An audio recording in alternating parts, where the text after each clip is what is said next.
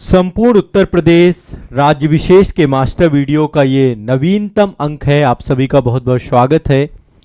आप सभी की लंबी प्रतीक्षा अब समाप्त हुई। लंबे समय से आप सभी इंतजार कर रहे थे संपूर्ण उत्तर प्रदेश राज्य विशेष के मास्टर वीडियो को लेकर के। तो मैं आप सभी के सामने प्रस्तुत हो चुका हूं।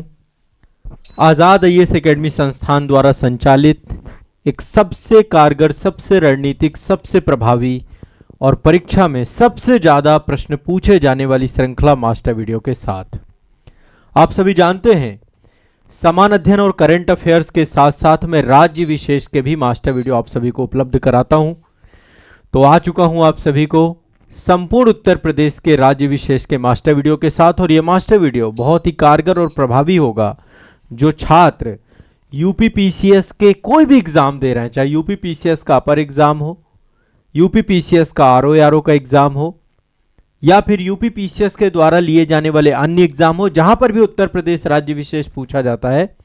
इसके अलावा उत्तर प्रदेश राज्य में बहुत सारी परीक्षाएं होती हैं, जैसे यूपी ट्रिपल एससी के द्वारा बहुत सारे एग्जाम लिए जाते हैं। यूपी ट्रिपल एससी के अलावा बहुत सारी आपकी जो है शिक्षक परीक्षाएं होती हैं। शिक्षक परीक्षाओं में भी यदि यूपी पीसीएस का सेक्शन पूछा जाता है तो यहां से सीधे क्वेश्चन आएंगे आपके। इसके अलावा जो यूपी पुलिस का एग्जाम है और अन्य जितने भी उत्तर प्रदेश राज्य के एग्जाम हैं, सभी के लिए सबसे प्रभावी श्रृंखला में आप सभी मेरे साथ जुड़ चुके हैं। देखिए, मेरा एक उद्देश्य है कि मैं आप सभी की परीक्षा की तैयारी को आसान बना दूं, आपके अंदर आत्मविश्वास भर दूं और परीक्षा के टाइम आपको एक ऐसा कंटेंट अवेलेबल करा दूं जो कंटेंट आप सभी के लिए रामबाण हो। अभी तक मैंने मास्टर वीडियो सीरीज में बहुत जबरदस्त कार्य किया, आप सभी को पता है। अभी मैंने करंट अफेयर्स का मास्टर वीडियो दिया है और करंट अफेयर्स का मास्टर वीडियो आप सभी को एक मैगजीन की तरह सतत मिलता रहता है और सतत मिलता रहेगा। उसमें कभी भी कोई भी आपको कमी नहीं होगी, वो कंटिन्यूअस चलने वाली श्रृंखला है। ऐसे ही समान अध्ययन जीएस के भी मास्टर वीडियो आप सभी के साथ उपस्थित हैं और जीएस के साथ साथ मैंने आप सभी को राज्य विशेष के मास्टर वीडियो का जो मैंने प्रॉमिस किया था वो मैं पूरा कर रहा हूं। अभी मैंने उत्तर प्रदेश राज्य विशेष का ये नया वीडियो लेकर के आया हूं आप सभी के साथ। इसमें फिर से पूरा उत्तर प्रदेश आप सभी का कवर है। इसके अलावा मैं बिहार राज्य विशेष, छत्तीसगढ़ राज्य विशेष, मध्य प्रदेश राज्य विशेष, उत्तराखंड राज्य विशेष, राजस्थान राज्य विशेष और आपका झारखंड राज्य विशेष, ये जितने भी आपके राज्य हैं इन सभी राज्यों का मास्टर वीडियो भी लाने की मेरी पूरी योजना है और इस दिशा में मैं प्रभावी तरीके से कार्य कर रहा हूं। अब नए सिरे से अपडेटेड रूप में पूरे के पूरे मास्टर वीडियो आप सभी को मिलेंगे। समान अध्ययन में अभी भारत का भूगोल और विश्व के भूगोल के मास्टर वीडियो को मैंने अद्यतन किया है, उसको भी आप लोग देखिए। एक प्लेलिस्ट बनी हुई है आज़ाद आईएएस एकेडमी के यूट्यूब चैनल पे, आप उसको जरूर से जरूर देखिए। मास्टर वीडियो की प्लेलिस्ट, उसमें पूरे करंट अफेयर्स के मास्टर वीडियो हैं, पूरे आपके जो है समान अध्ययन के मास्टर वीडियो और स्टेट स्पेशल के मास्टर वीडियो हैं।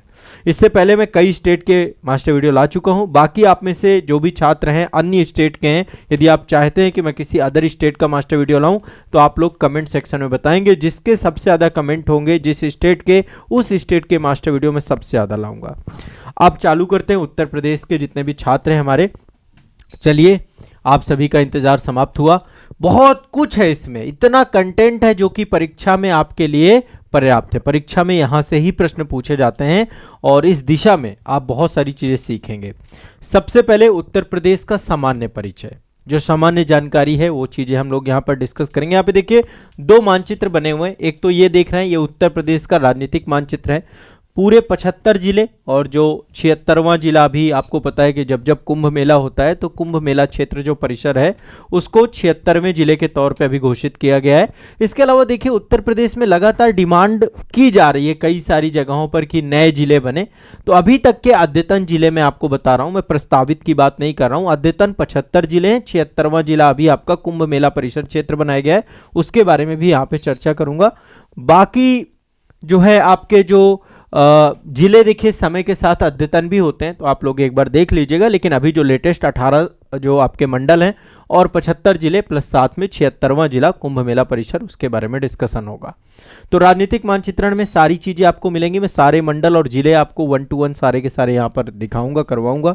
ये आपका भौतिक मानचित्रण है जिसमें उत्तर प्रदेश का भौतिक विभाजन हो गया, वहां से रिवर सिस्टम हो गया, उन सबको लेकर चीजें यहाँ पर मैंने कवर की हैं। इसके अलावा उत्तर प्रदेश का एग्रीकल्चर से जुड़े हुए जितने भी तथ्य हैं, उत्तर प्रदेश में जनजातियां हैं, उत्तर प्रदेश में बहुत सारे प्रमुख संस्थान हैं, उत्तर प्रदेश का सेंसस। इस बार मैंने 2011 की जनगणना, क्योंकि जनगणना से क्वेश्चन बहुत आते हैं, तो उत्तर प्रदेश की 2011 की जनगणना मैं पूरी रिवाइज कराऊंगा आप लोगों को, और आप सभी लोग इस जनगणना को रिवाइज करेंगे। देखिए अभी अगली जनगणना आने वाली है, अभी उस डेटा में अभी समय है, जब वो जनगणना आ जाएगी तो हम उसको विस्तार से देखेंगे, समझने का प्रयास करेंगे, बट तब तक के लिए आप लोग एक बार इसको देखेंगे। इसके अलावा जो है उत्तर प्रदेश से जुड़ी हुई जितनी भी महत्वपूर्ण तथ्यात्मक जानकारी हो सकती है वो सारा मैंने यहाँ पे कवर किया है। उत्तर प्रदेश के मेंस में पेपर 5, पेपर 6 बहुत डिटेल में उत्तर प्रदेश का अध्ययन है, इसमें भी आपको इस सेशन से मदद मिलेगी। जो बच्चे यूपी पीसीएस पेपर 5 पेपर 6 करेंगे उनको भी यहाँ से मदद मिलेगी, आपकी एक सामान्य और विस्तार में समझ विकसित होगी। और यूपी पीसीएस, आरओ और उत्तर प्रदेश राज्य की सभी परीक्षाओं के लिए एक कारगर सेशन आप सभी के सामने है। एक बार कमेंट करके जरूर बताइएगा कि आप कौन सा एग्जाम दे रहे हैं, किस एग्जाम की तैयारी कर रहे हैं, किस एग्जाम के लिए सेशन देख रहे हैं, और अपनी प्रतिक्रिया सभी लोग दीजिएगा। जितने लोग इस सेशन को देखेगा इस पे प्रतिक्रिया दीजिएगा, और उत्तर प्रदेश के सभी छात्रों तक इसे पहुंचाने के लिए मैं आप सभी से हाथ जोड़ करके आग्रह करता हूं कि आप सभी इसको पूरे उत्तर प्रदेश के छात्रों तक पहुंचाइए, ताकि सभी लोग इससे लाभान्वित हो सकें। 48 घंटे की सतत मेहनत के परिणाम स्वरूप ये सेशन आपका बनके तैयार हुआ है। और जो भी बच्चे अभी हाल ही में एग्जाम देने जा रहे हैं, आप करंट अफेयर्स के मेरे मास्टर वीडियो जरूर देखिएगा। इसके साथ ही मेरी इंटायर वीडियो की सीरीज भी है, उस सीरीज में भी मैं समग्रता से डिजिटल बोर्ड में आपको कंटेंट पढ़ा रहा हूं, तो उस सीरीज में भी करंट अफेयर्स आप और जो स्टेट स्पेशल भी वहां पर भी करवाए, बाकी सारी चीजें आपको वहां पे मिल जाएंगी। ठीक है, तो ये आप लोगों को करना है। बाकी पेपर 5 पेपर 6 उत्तर प्रदेश का जो यूपी पीसीएस का संपूर्ण उत्तर प्रदेश का, वो मैं बहुत समग्रता से मैंने पढ़ाया डिटेल में, पूरा का पूरा आजाद एकेडमी लर्निंग ऐप पे वो पूरा बैच मिल जाएगा। साथ ही यूपी पीसीएस के फाउंडेशन बैच, आरओ के फाउंडेशन बैच संस्थान द्वारा चलाए जा रहे हैं, मेंटरशिप बैच संस्थान द्वारा चलाए जा रहे हैं। तो यदि आप हमारे साथ जुड़ करके पढ़ना चाहते हैं तो डिटेल में जुड़कर पढ़ सकते हैं। इस वीडियो के डिस्क्रिप्शन में ऐप की लिंक आपको मिल जाएगी, या गूगल प्ले स्टोर से आप लोग आजाद एकेडमी लर्निंग ऐप जरूर डाउनलोड करिए। चलिए सेशन अब शुरू करते हैं। यहां पर देखिए, सबसे पहले उत्तर प्रदेश के राजनीतिक मानचित्रण की समझ आप सभी की बहुत अच्छी होनी चाहिए, तो मैं चाहता हूं कि एक बार पहले कुछ तथ्यात्मक जानकारी और फिर इसके बाद राजनीतिक मानचित्रण को एक एक करके हम देख लेंगे। उत्तर प्रदेश के सभी मंडलों को मैं चाहता हूं कि आपके दिमाग में बैठ जाए, उत्तर प्रदेश के सभी जिले आपके मन में बैठ जाए। आपको पता होना चाहिए उत्तर प्रदेश का फिर जो भौतिक विभाजन है वो भी आपको स्पष्ट हो जाना चाहिए। ठीक है, तो चलिए सबसे पहले आप सभी जानते हैं कि उत्तर प्रदेश एक लैंड लॉक स्टेट है, स्थल रुद्ध राज्य है, सीमांत राज्य है। स्थल रुद्ध का मतलब जिसके पास समंदर नहीं है ना, खुला समुद्र नहीं है। आप सभी को पता है उत्तर प्रदेश के चारों तरफ लैंड एरिया है। हाँ, एक अंतरराष्ट्रीय बॉर्डर जरूर है। तो उत्तर प्रदेश एक आपका सीमांत राज्य है, स्थल रुद्ध राज्य है, और इसकी उत्तरी सीमा नेपाल से लगती है। इसकी जो उत्तरी सीमा है नेपाल, इसका जो आकार है सिंहवत आकार है। कैसा आकार है? सिंहवत, है ना। पहले उत्तराखंड भी इसका हिस्सा होता था तो प्रॉपर सिंह लगता था, लेकिन आप सभी को पता है सन 2000 में जो है नवंबर सन 2000 में उत्तर प्रदेश का विभाजन हुआ, और ये जो आधुनिक उत्तर प्रदेश देख रहे हैं ये 2000 बाद का उत्तर प्रदेश का मैप है। सन 2000 में उत्तर प्रदेश के साथ उत्तराखंड भी रहा करता था। तो ये आपका एक स्थल रुद्ध राज्य है, इसके उत्तर में नेपाल की सीमा साझा करते हैं। एक बार मैं एक एक करके थोड़ा सा इसकी सीमाओं के बारे में डिस्कस करूंगा। तो यहाँ पे एक अंतर्राष्ट्रीय बॉर्डर लगती है, ठीक है, एक अंतर्राष्ट्रीय बॉर्डर है नेपाल के साथ। ठीक है, कई सारे अभी मैं डिस्कस करूंगा कि नेपाल के साथ कौन कौन से जिले हैं जो कि सीमा साझा करते हैं। यदि हम नेचुरल तौर पे देखें, प्राकृतिक तौर पे देखें, तो उत्तर प्रदेश का जो ये उत्तरी हिस्सा है ये भाबर और तराई वाला रीजन है। ये कैसा रीजन है? भाबर और तराई वाला रीजन, यानी हिमालय का पर्वत पादीय क्षेत्र है आपका। पहले हिमालय होता था, यदि उत्तराखंड होता तो हिमालय अब पूरा का पूरा उत्तराखंड में है आपका, है ना। कुमायूं बेल्ट आपका, गढ़वाल बेल्ट वहां पर गढ़वाल और कुमायूं हिमालय है। लेकिन प्राकृतिक तौर पे ये शिवालिक पर्वत श्रेणी का क्या है, पर्वत पादीय क्षेत्र, या ये कह सकते हैं कि इसके उत्तर में शिवालिक पर्वत श्रेणी है। कहां पर? उत्तर में शिवालिक से पर्वत श्रेणी है। इसके पश्चिम और पश्चिम दक्षिण में यदि आप देखें तो यहां पर ये पश्चिम वाला जो रीजन है, यहां पे यमुना नदी बॉर्डर बनाती है। हरियाणा की और उत्तर प्रदेश की बॉर्डर जो है यमुना नदी बनाती है। दिल्ली की बॉर्डर में भी दिल्ली से यमुना आती है, फिर उत्तर प्रदेश में यमुना प्रवेश कर जाती है। बड़े बड़े शहर है, मथुरा है, आगरा है ना, बाद में प्रयागराज में जाके गंगा से मिल जाती है। तो इसके पश्चिम और पश्चिम में आपकी यमुना नदी है, ठीक है। इसके बाद इसके दक्षिण में आपकी विंध्याचल पर्वत श्रेणी है, जो मध्य प्रदेश है ना आपका, विंध्याचल पर्वत श्रेणी यहां पर अवस्थित है मध्य प्रदेश में। इसके दक्षिण में आपका मध्य प्रदेश है, और उत्तर प्रदेश की सबसे ज्यादा बॉर्डर भी मध्य प्रदेश राज्य के साथ ही लगती है। तो दक्षिण में आपका क्या है? विंध्याचल पर्वत श्रेणी है, यमुना नदी है पश्चिम में। और इसके पूरब की यदि बात करें तो पूरब में गंडक नदी पड़ती है, गंडक नदी आपकी है पूरब में। तो इस तरीके से इसका प्राकृतिक विभाजन है। बाकी यदि हम राज्यों की बात करें तो 8 राज्य और एक केंद्र शासित प्रदेश और एक देश, 8 राज्य, एक केंद्र शासित प्रदेश और एक देश के साथ सीमा साझा करता है उत्तर प्रदेश। अभी हम सीमावर्ती राज्यों के बारे में डिस्कस करेंगे, उनसे कौन कौन से जिलों की सीमा साझा कर रही है वो भी आप लोग यहां पर देखने वाले हैं। यानी कि बहुत विस्तार से हम उत्तर प्रदेश का क्या पढ़ने जा रहे हैं? राजनीतिक मानचित्रण, पूरा विस्तार से पढ़ने जा रहे हैं, ठीक है। तो चलिए उत्तर प्रदेश के राजनीतिक मानचित्रण को आप सभी मेरे साथ समझने का प्रयास करिए। एक एक करके हम लोग इसको डिस्कस करेंगे, पूरा का पूरा पॉइंट। देखिए यहां पे कुछ तथ्य हैं, मैं चाहता हूं कि उन तथ्यों को आप साथ साथ देखें। सबसे पहली बात, उत्तर प्रदेश की यदि हम राजनीतिक और प्रशासनिक इकाई की बात करें, टोटल 18 मंडल है। मैं चाहता हूं कि एक बार 18 के 18 मंडल हम लोग यहां पर देख लें, ठीक है। सारे के सारे मंडल एक बार क्रम से हम देख लें ताकि मंडल आपको दिमाग में याद हो जाए।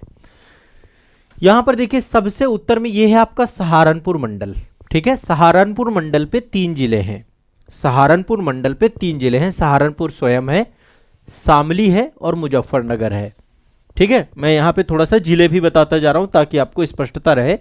आप लोग यदि आपके पास एटलस हो तो आप एटलस भी साथ में ओपन करके बैठेंगे तो और अच्छे से आपको समझ में आ जाएगा।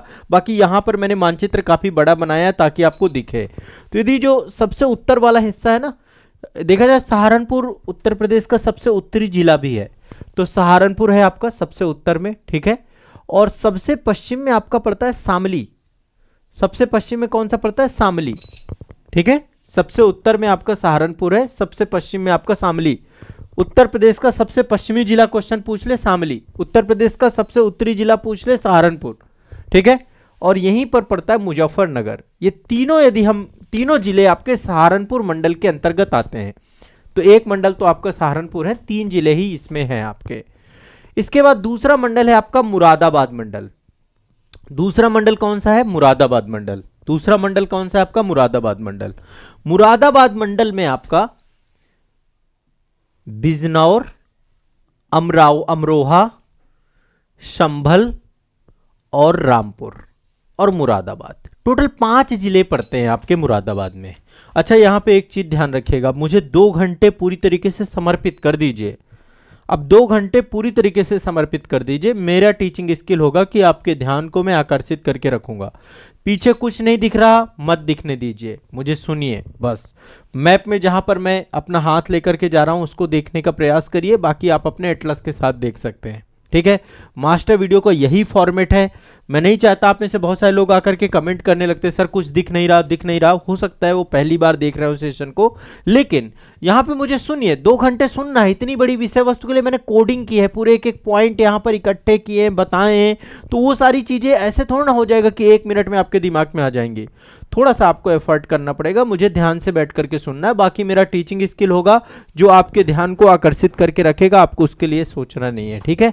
चलिए, तो 18 मंडल है। 18 मंडल में पहला सहारनपुर हो गया, शामली, मुजफ्फरनगर, सहारनपुर, 3 आपके उसमें है। मुरादाबाद में 5 जिले हैं आपके, जिसमें से रामपुर, ठीक है, संभल, अमरोहा, बिजनौर। इतना याद कर ले, बिजनौर से ही गंगा नदी कहां प्रवेश करती है? उत्तर प्रदेश में, बिजनौर से। अभी हम आगे डिस्कस करेंगे। अगला है बरेली। बरेली में 4 जिले हैं, पीलीभीत, शाहजहांपुर और बदायूं। बरेली में कितने जिले हैं? 4 जिले। देखो ये जिले के नाम जो मैं बता रहा हूं ना, ये बहुत जरूरी है। जब तक आपके दिमाग में राजनीतिक मानचित्रण नहीं बैठा होगा ना, तब तक आप उत्तर प्रदेश को सही तरीके से समझ ही नहीं पाओगे। तो आपको पता होना चाहिए कौन सा जिला कहां पर है। सबसे ज्यादा जिले हैं, 75 जिले हैं। किसी भी राज्य में इतने जिले नहीं। मैं 8 राज्यों का पीसीएस पढ़ाता हूं, 8 राज्यों के छात्रों के साथ जुड़ा हूं, तो मुझे स्टेट स्पेशल में अच्छी कमांड है। तो मुझे पता है कि हर एक स्टेट की क्या स्थिति है, किस स्टेट में कितने जिले हैं, कितने। तो सबसे ज्यादा जिले हैं आपके उत्तर प्रदेश में और कहीं नहीं है। इसके बाद एमपी का नंबर आता है। ठीक है, एमपी में जो है अभी जिलों की संख्या भी बढ़ने वाली है जल्दी, है ना। वहां पर 55 से 58 जिले होने वाले हैं। छत्तीसगढ़ में 33 जिले हैं आपके। ठीक है, अलग अलग स्टेट की अलग अलग स्थिति है। अदर स्टेट वाले बच्चे भी देख सकते हैं। यदि उत्तर प्रदेश को डीप में समझना हो, भारत को जूम करके देखना हो, तो ये सेशन उन सभी छात्रों के लिए। मेरे दृष्टिकोण में मैं भारत को जूम करके पढ़ा रहा हूं, इन डेप्थ में पढ़ा रहा हूं इंडिया को, है ना, और जूम करके पढ़ा रहा हूं। उस तरीके से स्टेट स्पेशल की सीरीज को भी आप देख सकते हैं यदि आप अदर स्टेट्स हैं तो। बाकी यूपी वालों के लिए रामबाण सेशन है। मास्टर वीडियो सबसे शानदार श्रृंखला के तौर पे आप लोगों के सामने है। अगला है आपका बरेली। बरेली के 4 जिले जैसे कि मैंने बताया, पीलीभीत, शाहजहांपुर, बदायूं। ठीक है, पीलीभीत, शाहजहांपुर, बदायूं। ठीक है, ध्यान रखिएगा। इसके बाद और बरेली खुद ही है, तो टोटल 4 आपके हो गए, बरेली, बदायूं, शाहजहांपुर और पीलीभीत। अगला चलते हैं लखनऊ। लखनऊ में 6 जिले हैं। देखो मेरठ में भी 6 जिले हैं, लखनऊ में भी 6 जिले हैं। ठीक है, और इस हिसाब से लखनऊ सबसे बड़ा मंडल है और मेरठ भी आपका सबसे बड़ा मंडल में से एक आता है। तो सबसे बड़े मंडलों में ये मंडल आते हैं। 6 जिले लखनऊ में भी हैं और आपके मेरठ मंडल पे ही हैं। तो अभी मेरठ मंडल पे आएंगे, पहले लखनऊ की बात करते हैं। लखनऊ में देखिए, एक तो लखीमपुर खीरी है, यहाँ पे दुधवा नेशनल पार्क है, उत्तर प्रदेश का एकमात्र राष्ट्रीय उद्यान है लखीमपुर खीरी पर। ठीक है, पीलीभीत में भी पीलीभीत टाइगर रिजर्व है, इसी का ही विस्तार देख सकते हैं आप। ठीक है, इसके बाद यहां पर देखिए लखीमपुर खीरी हो गया, सीतापुर यहीं पर है, यहीं पर हरदोई है, उन्नाव है, रायबरेली है। फिर से देख लीजिए, 6 जिले हैं टोटल, लखनऊ, सीतापुर, लखीमपुर खीरी, हरदोई, उन्नाव, रायबरेली। रट जाना चाहिए, हमारे प्रदेश की राजधानी भी लखनऊ ही है। और प्रदेश की राजधानी लखनऊ कब बनी? 2 नवंबर 1925 में। कब बनी? 2 नवंबर 1925 में। 2 नवंबर 1925 में। 1925 में लखनऊ राजधानी। उससे पहले प्रयागराज राजधानी होती थी। आज भी प्रयागराज न्यायिक राजधानी के तौर पे, आज हमारा जो हाईकोर्ट है वो प्रयागराज इलाहाबाद हाईकोर्ट है, इलाहाबाद में अवस्थित है। उस पर भी आएंगे, उत्तर प्रदेश के नामकरण वगैरह को भी हम डिस्कस करेंगे। लेकिन पहले मैं राजनीतिक मानचित्रण में आपकी कमांड अच्छी करूंगा। तो लखनऊ, सीतापुर, लखीमपुर खीरी, हरदोई, उन्नाव और रायबरेली। आप में से आप जिस भी जिले से हो, जिस भी मंडल से हो, एक बार कमेंट जरूर करिएगा कि आपका जिला और मंडल कौन सा है। इससे जो है एक बार पता चलेगा कि आप कहां कहां से सेशन को देख रहे हैं। आप अपने जिले और मंडल को जरूर कमेंट सेक्शन में बताइएगा। ठीक है, लखनऊ, सीतापुर, लखीमपुर खीरी, हरदोई, उन्नाव, रायबरेली। ठीक है, इसके बाद अगले मंडल पे चलते हैं। अगला मंडल है आपका देवी पाटन मंडल। इसका मुख्यालय गोंडा है ना। इसका मुख्यालय कहां पे है? गोंडा, देवी पाटन का।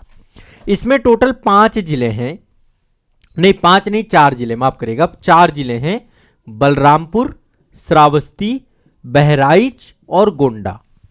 ठीक है, इसमें टोटल कितने हैं? 4 जिले हैं आपके, बलरामपुर, श्रावस्ती, बहराइच और आपका जो है गोंडा। ठीक है, इसके बाद आगे चलते हैं। अगला है आपका बस्ती। बस्ती में मात्र 3 जिले हैं, सिद्धार्थनगर, संत कबीर नगर और बस्ती। 3 जिले हैं, सिद्धार्थनगर, संत कबीर नगर और बस्ती। ठीक है, सिद्धार्थनगर, संत कबीर नगर और बस्ती। इसके बाद अगला आ जाते हैं गोरखपुर। गोरखपुर में 4 जिले हैं, माननीय मुख्यमंत्री हमारे गोरखपुर से ही हैं। गोरखपुर में 4 जिले हैं। ठीक है, एक है महाराजगंज, दूसरा है कुशीनगर, तीसरा है देवरिया और चौथा है आपका गोरखपुर। ठीक है, कितने हो गए आपके? देखो पहले सहारनपुर बताया, 3 जिले, श्यामली, मुजफ्फरनगर, सहारनपुर। मुरादाबाद में 5 जिले हैं आपके, बिजनौर, अमरोहा, मुरादाबाद, संभल और रामपुर। बरेली में 4 जिले बताए, बरेली, बदायूं, शाहजहांपुर, पीलीभीत। लखनऊ में आपका सीतापुर, लखीमपुर खीरी, हरदोई, उन्नाव, रायबरेली। ठीक है, इसके बाद आपका जो है ये देवी पाटन है, इसमें 4 जिले हैं, बहराइच, श्रावस्ती, बलरामपुर और गोंडा। बस्ती में आपका टोटल 3 जिले हैं, सिद्धार्थनगर, संत कबीर नगर और बस्ती, ठीक है। और गोरखपुर में 4 जिले हैं आपके, महाराजगंज, कुशीनगर, देवरिया और गोरखपुर। अब आगे चलते हैं हम मेरठ मंडल पे। जो मैं क्लास ले रहा हूँ मेरठ मंडल से ही ले रहा हूँ, यानी गाजियाबाद उत्तर प्रदेश से मैं क्लास ले रहा हूँ आपकी। तो मेरठ मंडल में 6 जिले हैं आपके, 6 जिले में कौन कौन से? एक तो बागपत है आपका, है ना, सनौली का नाम सुना है आपने, सनौली, या फिर आलमगीरपुर। आलमगीरपुर भी जो है मेरठ और बागपत वाले क्षेत्र पे ही है आपका। तो एक तो आपका ये इंडस वैली सिविलाइजेशन की साइट्स हैं, यहाँ तक सिंधु घाटी सभ्यता का विस्तार था। आलमगीरपुर सिंधु घाटी सभ्यता का सबसे पूर्वी स्थल था और उत्तर प्रदेश में अवस्थित था। हुलास हो गया, मांडी हो गया, आलमगीरपुर हो गया, ये सारी साइट्स आपकी कहाँ की हैं? उत्तर प्रदेश में इंडस वैली सिविलाइजेशन की साइट्स। मेरठ, बागपत, गाजियाबाद, हापुड़। हापुड़ आपका सबसे नवीनतम जिला बना हुआ है आपका ये। तो मेरठ, बागपत, गाजियाबाद, हापुड़, गौतम बुद्ध नगर, बुलंदशहर, ठीक है, बुलंदशहर। टोटल 6 हैं आपके, मेरठ, बागपत, गाजियाबाद, हापुड़, गौतम बुद्ध नगर और बुलंदशहर। ये टोटल 6 जिले आपके पड़ते हैं हमारे मेरठ मंडल पे, ठीक है। मेरठ मंडल पे 6 जिले पड़ते हैं। इसके बाद अगले मंडल पे आते हैं, अगला है आपका अलीगढ़ मंडल। अलीगढ़ में टोटल 4 जिले पड़ते हैं आपके, ध्यान से समझिएगा। एक तो कासगंज पड़ता है, एक एटा पड़ता है और एक हाथरस पड़ता है। अलीगढ़, कासगंज, एटा और हाथरस। कासगंज, एटा, हाथरस और अलीगढ़, ठीक है। क्लियर, स्पष्ट है, कोई दिक्कत तो नहीं है। आगे बढ़ते हैं अगले उसमें। अगला यहीं पे आगरा मंडल। आगरा और मथुरा, इन दोनों की बॉर्डर राजस्थान के साथ भी लगती है। आगरा में 4 जिले हैं आपके, और आगरा भारत का एक तरीके से आप सोचिए कि प्रमुख शहरों में से एक है, इंडस्ट्रियल शहर है। उत्तर प्रदेश के लिए खास इसलिए है क्योंकि पहले आगरा प्रेसिडेंसी होती थी। पहले उत्तर प्रदेश बंगाल प्रेसिडेंसी में ही आता था, पश्चिमी प्रांत कहा जाता था इसको, अभी ये मैं इतिहास बताऊंगा आपको। और फिर बाद में आगरा प्रेसिडेंसी बनाई गई, ठीक है। पहले राजधानी आगरा होती थी, आगरा से मुख्यालय फिर प्रयागराज बनाया गया, इलाहाबाद, और इलाहाबाद से फिर आपका जो है लखनऊ स्थानांतरित किया गया। आप सभी को पता है लॉर्ड डलहौजी के द्वारा कुशासन का आरोप लगा करके अवध को भी जो है ब्रिटिश भारत का जो है हिस्सा बना लिया गया था। अवध को भी ब्रिटिश प्रांतों में सम्मिलित कर दिया गया था। पहले अवध अलग था आपका, अवध के नवाब जो है यहाँ पर अलग से शासन करते थे, उस पर हम बात करेंगे। तो आगरा में टोटल कितने हैं? 4 जिले हैं आपके। मथुरा, ठीक है, मथुरा है, फिरोजाबाद है, मैनपुरी है, ठीक है, और आगरा है। आगरा, मथुरा, ये 2 तो रट गए, फिरोजाबाद है और मैनपुरी है। ये आपके आगरा संभाग में, आगरा मंडल पे आते हैं, ठीक है। आगरा मंडल पे आते हैं मथुरा, फिरोजाबाद। देखो मैं बीच बीच में कई बार संभाग, प्रमंडल, ये सब, ये अदर स्टेट में अलग अलग नाम है ना। जैसे छत्तीसगढ़ में इन्हें संभाग कहते हैं, अलग अलग जगह पे नाम है, कहीं प्रमंडल बोलते हैं, कहीं अनुमंडल बोलते हैं। मंडल को उत्तर प्रदेश में इसको प्रशासनिक तौर पर मंडल कहा जाता है। मंडल और जिला में उत्तर प्रदेश में इसका विभाजन है। तो कई बार अब देखो मेरे दिमाग में 8-9 स्टेटों का डेटा है, ये सोचिए मैंने डेप्थ में 8-9 स्टेटों का डेटा पढ़ा रखा है, तो हो सकता है कई बार निकल जाए, लेकिन आप मंडल और जिला ही समझिएगा। आगरा में मथुरा है आपका, ठीक है, हाथरस है, वो माफ करिएगा, हाथरस आपका अलीगढ़ में आता है। अलीगढ़ में कितने? हाथरस, कासगंज, एटा, हाथरस, कासगंज, एटा। यहाँ पे आगरा आगरा हो गया, मथुरा हो गया आपका, फिरोजाबाद हो गया और ये मैनपुरी हो गया, ठीक है, स्पष्ट है। अब आगे चलते हैं यहाँ पे कानपुर। कानपुर में 6 जिले हैं। लखनऊ में 6 जिले, कानपुर में 6 जिले, मेरठ में 6 जिले, इनमें 6-6 जिले हैं, ठीक है। लखनऊ में 6 जिले कौन कौन से हैं? हरदोई, सीतापुर, लखीमपुर, लखनऊ, उन्नाव और रायबरेली, ठीक है, ये आपके लखनऊ के थे। आप कहेंगे सर मेरठ में 6 जिले कौन है? बता चुका हूं मैं आपको, गाजियाबाद, बागपत, हापुड़, गौतम बुद्ध नगर और बुलंदशहर और मेरठ आपका। अब कानपुर में 2 हैं, देखो कानपुर में एक तो कानपुर है, दूसरा कानपुर देहात है। कानपुर अलग है, कानपुर देहात अलग है। कानपुर नगर है ना, कानपुर महानगर में आता है। भारत का, उत्तर भारत का मैनचेस्टर भी कहा जाता है। बहुत बड़ा इंडस्ट्रियल हब के तौर पे आप कानपुर को देख सकते हैं। और कानपुर, कानपुर देहात, औरैया, कन्नौज, ठीक है। और फिर से एक बार देखिए कानपुर नगर में कौन कौन से हैं? कानपुर नगर, कानपुर देहात, कन्नौज, औरैया, इटावा, और फर्रुखाबाद, टोटल 6 हो गए आपके। फिर से मैं बता रहा हूं यहाँ पे देखो, यहीं पर मैनपुरी है, तो मैनपुरी आपका आगरा के साथ जुड़ा हुआ है, आगरा के साथ मैनपुरी, मथुरा, फिरोजाबाद, 4 जिले आपके जुड़े हैं, लेकिन कानपुर के साथ 6 जिले हैं। फर्रुखाबाद, कन्नौज, कानपुर देहात, औरैया, इटावा और कानपुर महानगर। कानपुर के 2 हैं, कानपुर नगर अलग है, कानपुर देहात अलग है, ध्यान रखना इस बात को, ठीक है। तो ये आपका कानपुर हो गया। अब आगे चलते हैं, अगले जिले की बात करते हैं। अगला है आपका, थोड़ा सा मैं यहां पे आ जाता हूं, अगले नंबर पे है आपका अयोध्या मंडल। अयोध्या मंडल, अयोध्या मंडल में 5 जिले हैं। पहले इसका नाम फैजाबाद हुआ करता था, अभी उत्तर प्रदेश सरकार के द्वारा इसका नाम अयोध्या में नाम परिवर्तित किया गया है। और आप सभी जानते हैं कि अयोध्या भारत का सांस्कृतिक केंद्र बन गया जब 22 जनवरी 2024 को हमारे माननीय प्रधानमंत्री जी के द्वारा रामलला की जो है प्राण प्रतिष्ठा की गई, और उत्तर प्रदेश का सांस्कृतिक हब होने के साथ साथ पूरे इंडिया में सेलिब्रेट किया गया, एक दीपावली की तरह पूरे पर्व को मनाया गया। तो अयोध्या जो है आपका एक तरीके से बहुत तेजी से अब डेवलप कर रहा है उत्तर प्रदेश में। राम मंदिर यहाँ पे बन के तैयार हो चुका है और अभी उसका कुछ डेवलपमेंट बाकी है, बाकी लगभग तैयार है। तो अयोध्या में 5 जिले हैं आपके, अंबेडकर नगर, सुल्तानपुर, अमेठी, बाराबंकी और अयोध्या तो है ही है। फिर से देखिएगा, अंबेडकर नगर, सुल्तानपुर, अमेठी, बाराबंकी और अयोध्या, टोटल 5 है आपका। पहले इसको फैजाबाद कहते थे। अब इसके बाद आते हैं, अगला है आजमगढ़। आजमगढ़ में 3 जिले आपके हैं, एक तो आजमगढ़ स्वयं है, फिर मऊ है, फिर बलिया है। बलिया उत्तर प्रदेश का सबसे पूर्वी जिला है, उत्तर प्रदेश का सबसे पश्चिमी जिला शामली, उत्तर प्रदेश का सबसे उत्तरी जिला सहारनपुर, उत्तर प्रदेश का सबसे पूर्वी जिला बलिया, उत्तर प्रदेश का सबसे दक्षिणी जिला सोनभद्र। सोनभद्र है ना, जनजातीय बहुल क्षेत्र है सोनभद्र, ये आपका मिर्जापुर के नीचे पड़ता है सोनभद्र, अब इस पे भी आएंगे, ठीक है। सोन नदी, रिहंद नदी यहाँ पर है, और ये बहुत सारे यहाँ पे मिनरल्स हैं, माइंस हैं, है ना, मतलब ये एक तरीके से समृद्ध है। यहाँ पे गोविंद बल्लभ पंत सागर झील भी है, रिहंद बांध बना हुआ है, रिहंद परियोजना है, यहाँ पे बहुत सारी चीजें यहाँ पे है आपकी। तो आजमगढ़ में 3 जिले हैं, मऊ है, बलिया है, आजमगढ़ है आपका, ठीक है। इसके बाद आ जाते हैं अगले, अगला है झांसी। झांसी मंडल है आपका, बुंदेलखंड क्षेत्र पे अब प्रवेश कर चुके हैं हम लोग, अभी प्राकृतिक विभाजन भी करेंगे तो आइडिया लग जाएगा आपको। झांसी, झांसी में 3 जिले हैं आपके। 3 जिले कौन कौन से हैं झांसी में? एक तो जालौन है, दूसरा ललितपुर है, और तीसरा आपका झांसी है। झांसी, जालौन, ललितपुर, झांसी, जालौन, ललितपुर, झांसी, जालौन, ललितपुर, याद रखना है इसको, ठीक है। 3 इसमें है।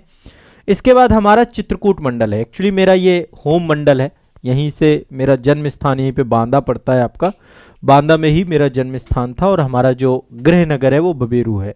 आप में से यदि कोई बबेरू का छात्र हो तो एक बार कमेंट जरूर करिएगा, यदि बबेरू तक बात पहुंच गई हो तो। बहुत सारे बच्चे तैयारी कर रहे हैं वहाँ पे, और मेरी भी पूरी कोशिश है कि वहाँ के लिए मैं कुछ बढ़िया कर सकूँ। बहुत सारे स्टूडेंट्स को मैं पढ़ा रहा हूँ, और कुछ वहाँ पे प्रशासनिक अधिकारी भी बने हैं, पिछली बार एक IAS भी बने हैं आपके पास, है ना। तो बहुत अच्छा लगता है, इस क्षेत्र में विकास, डेवलपमेंट अब तेजी से बढ़ रहा है, बच्चे पढ़ रहे हैं, आगे बढ़ रहे हैं। चित्रकूट, देखो मेरा तो लक्ष्य यही है कि बहुत गति के साथ हम शिक्षा के साथ जुड़ें, और शिक्षा को सिर्फ और सिर्फ एक दिशीय रहकर ना सोचें, शिक्षा को अपने विकास का मार्ग बनाएं। और जब हम विकास की बात करते हैं तो विकास बहुमुखी विषय वस्तु होती है ना। सिर्फ और सिर्फ एक नज़रिया सरकारी सर्विस के अलावा दूसरे नज़रियों में भी जब आपकी समझ विकसित होने लग जाएगी, आप समझने लग जाएंगे कि डेवलपमेंट कितनी व्यापक चीज़ है, ठीक है, ये बहुत ज़रूरी है।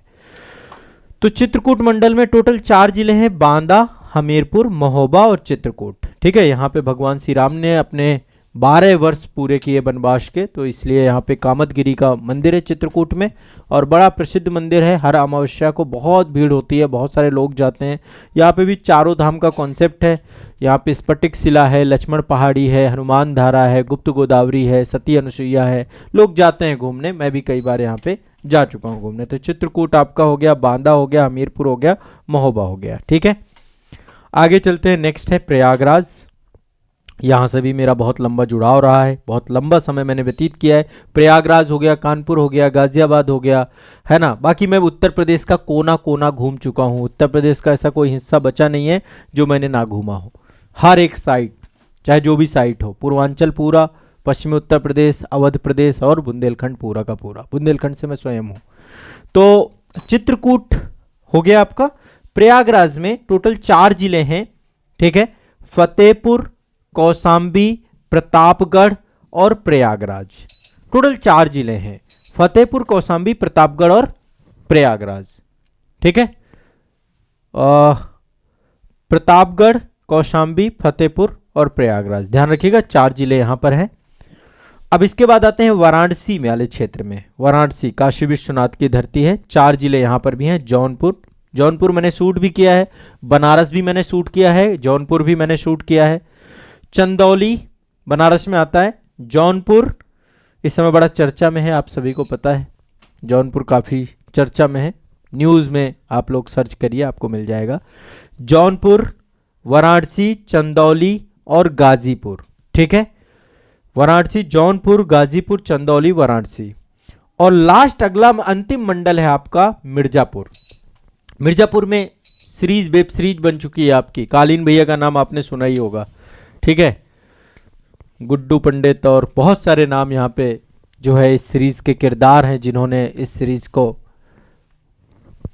थोड़ा सा ऐसा ही छवि बनाने की प्रयास में। मिर्जापुर स्वयं गया हूँ, यहाँ से मैंने शूट किया है। 82.5 डिग्री जो आपकी मानक समय रेखा है वो यहीं से जाती है, विंध्याचल क्षेत्र से मिर्जापुर के। बेलन नदी के किनारे, बेलन नदी वहीं पर बहती है आपकी। बेलन नदी सभ्यता के बारे में आप लोगों ने सुना है ना। सराय नाहर राय, मैदहा, दमदबा, ऐसी साइटों के बारे में मैं सब साइटें जितनी भी है सारी एक्सप्लोर कर चुका हूँ, सारी घूम चुका हूँ 1 to 1। तो ऐसा है नहीं, मतलब मुझे तो ऐसा नहीं लगा। अब तो मिर्जापुर बहुत अलग है, पर हो सकता है कहीं पे ऐसी चीज़ हो। तो भदोही, मिर्जापुर और यहाँ पर है सोनभद्र, 3 जिले हैं आपके। भदोही, संत रविदास नगर भी बोलते हैं इसको, भदोही को संत रविदास नगर। भदोही, मिर्जापुर और सोनभद्र, ठीक है। सबसे दक्षिणी जिला जो आपका है सोनभद्र आपका पड़ता है। इस तरीके से 18 मंडल हो गए। अब मैं एक बार मंडल थोड़ा सा गति से फिर बोलूंगा, अब आपके दिमाग में जिले आने चाहिए। पहला है सहारनपुर, दूसरा है आपका मुरादाबाद, तीसरा है बरेली, ठीक है। लखनऊ चौथा हो गया, 5वां देवी पाटन हो गया, 6वां आपका जो है बस्ती है, 7वां आपका गोरखपुर है, 8वां हमारा मेरठ मंडल हो गया, 9वां आपका अलीगढ़ हो गया, 10वां आपका आगरा हो गया, 11वां हमारा कानपुर हो गया, कानपुर नगर मैंने डिटेल से बता दिया। फिर अयोध्या हो गया आपका 12वां, 13वां आपका आजमगढ़ हो गया, 14 नंबर पे आपका है झांसी, 15 नंबर पे है चित्रकूट, 16 नंबर पे है प्रयागराज, 17 नंबर पे वाराणसी, 18 नंबर पे मिर्जापुर। अब कोई मत कहिएगा 18 के 18 मंडल और सारे के सारे 75 जिलों के बारे में बात कर दी है मैंने। और जैसा कि मैंने आपको अभी बताया है कि जब जब महाकुंभ होता है, महाकुंभ का मतलब समझिए, एक तो पहली बात यूनेस्को का अमूर्त सांस्कृतिक जो है ये मेला है, भारत का सबसे बड़ा मेला आपका यही है, सबसे बड़ा मेला। इसके बाद आपका तेलंगाना में एक मेला होता है, सरक्का समन्ना करके एक मेला आपका होता है, वो दूसरा सबसे बड़ा मेला है भारत का। पर सबसे बड़ा यदि कोई अमूर्त सांस्कृतिक धरोहर है, कुंभ मेला है। तो जब जब कुंभ मेला होता है तो पूरा का पूरा मेला परिषद आपका, बहुत बड़ा टेंट सिटी आपकी स्टैब्लिशमेंट की जाती है। हमारे भारत भर के सांस्कृतिक क्षेत्रों से जुड़े हुए आध्यात्मिक गुरु सारे यहाँ पर पहुँचते हैं और बहुत बड़े लेवल पर डेवलपमेंट किया जाता है। तो पूरा का पूरा एक जिला बनाया जाता है, पूरा का पूरा प्रशासनिक स्तर यहाँ पे स्टैब्लिशमेंट किया जाता है ताकि चीज़ों को सुचारू रूप से चलाया जा सके, ठीक है। और यहाँ पे जो है, चूंकि आपको पता है कि इसका एक पौराणिक महत्व है, इस पे मैंने भारत दर्शन का एक वीडियो भी बनाया था। वो ऐसे मैंने हरिद्वार से बनाया, ब्रह्मकुंड से। हरिद्वार में एक जगह है हर की पौड़ी, जो उत्तराखंड वाले बच्चे हैं जानते होंगे, आप भी गए होंगे तो आप भी जानते होंगे। वहाँ पे एक जगह है ब्रह्मकुंड। तो जो हमारे पुराणों में एक कहानी है ना कि जब समुद्र मंथन हुआ और फिर इसके बाद अमृत की जो बूंदें गिरी, वो 4 जगहों पे गिरी और इसीलिए चारों जगहों पे कुंभ मेला आपका मनाया जाता है। अब महाकुंभ जो है ना 12 साल में मनाया जाता है, हर 12 साल में महाकुंभ होता है, हर 6 साल में कुंभ मेला होता है। तो अर्धकुंभ अब मतलब एक तरीके से नाम परिवर्तित भी कर दिया। तो प्रयागराज, हरिद्वार, नासिक और उज्जैन, यहाँ पर 4 जगहों पे कुंभ मेले का कॉन्सेप्ट आपका है। तो जब जब कुंभ होता है, अभी आपका ये मान के चलिए मकर संक्रांति से महाशिवरात्रि तक का पूरा टाइम पीरियड रहता है कुंभ का। तो एक उत्तर प्रदेश का 76वां जिला बनाया जाता है, क्योंकि अब करोड़ों के लोग, करोड़ों की संख्या में लोग वहां पर आते हैं, करोड़ों की संख्या में लोग स्नान करते हैं, ठीक है। वहां पर रहते हैं 2-3-4 महीने, तो ये जिला आपका रहेगा, इस पूरे मेला समयावधि तक ये जिला रहेगा। और उत्तर प्रदेश के लिए ये एक बहुत बड़ा अवसर होता है, उत्तर प्रदेश की संस्कृति को एक्सप्लोर करने के लिए आपके पास भी एक बहुत बड़ा मौका है कि आप जब कभी भी ये मेला होता है, जैसे अभी इसी साल कुंभ मेला है 2025 में, तो आप सभी को आना चाहिए, उत्तर प्रदेश आना चाहिए, उत्तर प्रदेश को देखना चाहिए, प्रयागराज को देखना चाहिए, यहाँ की संस्कृति को देखना चाहिए, यहाँ के कल्चर को देखना चाहिए, यहाँ के आध्यात्मिक जो एक तरीके से यहाँ का जीवंत रूप है उसे देखना चाहिए। और उत्तर प्रदेश में जो है उत्तर प्रदेश सरकार इसको बहुत भव्य तरीके से आयोजित करती है। अभी हाल ही में प्रधानमंत्री जी भी गए थे, वहाँ पे बहुत सारी योजनाओं को जो है उनका प्रारंभ भी किया गया था। तो ये आपको दिमाग में बैठा के रखना है। महाकुंभ 76वां महाकुंभ जो है ये प्रयागराज वाले क्षेत्र में ही, जो जितना भी गंगा और यमुना का जो पूरा का पूरा आपका संगम वाला क्षेत्र है उस पूरे क्षेत्र में, और 10 सिटी वगैरह जो आपकी स्टैब्लिशमेंट की जाती है वो पूरा का पूरा 76वां जिले क्षेत्र में आपको इसको नोटिफाइड किया जाता है। पूरा एडमिनिस्ट्रेशन यहाँ पे उसी तरीके से स्टैब्लिशमेंट किया जाता है।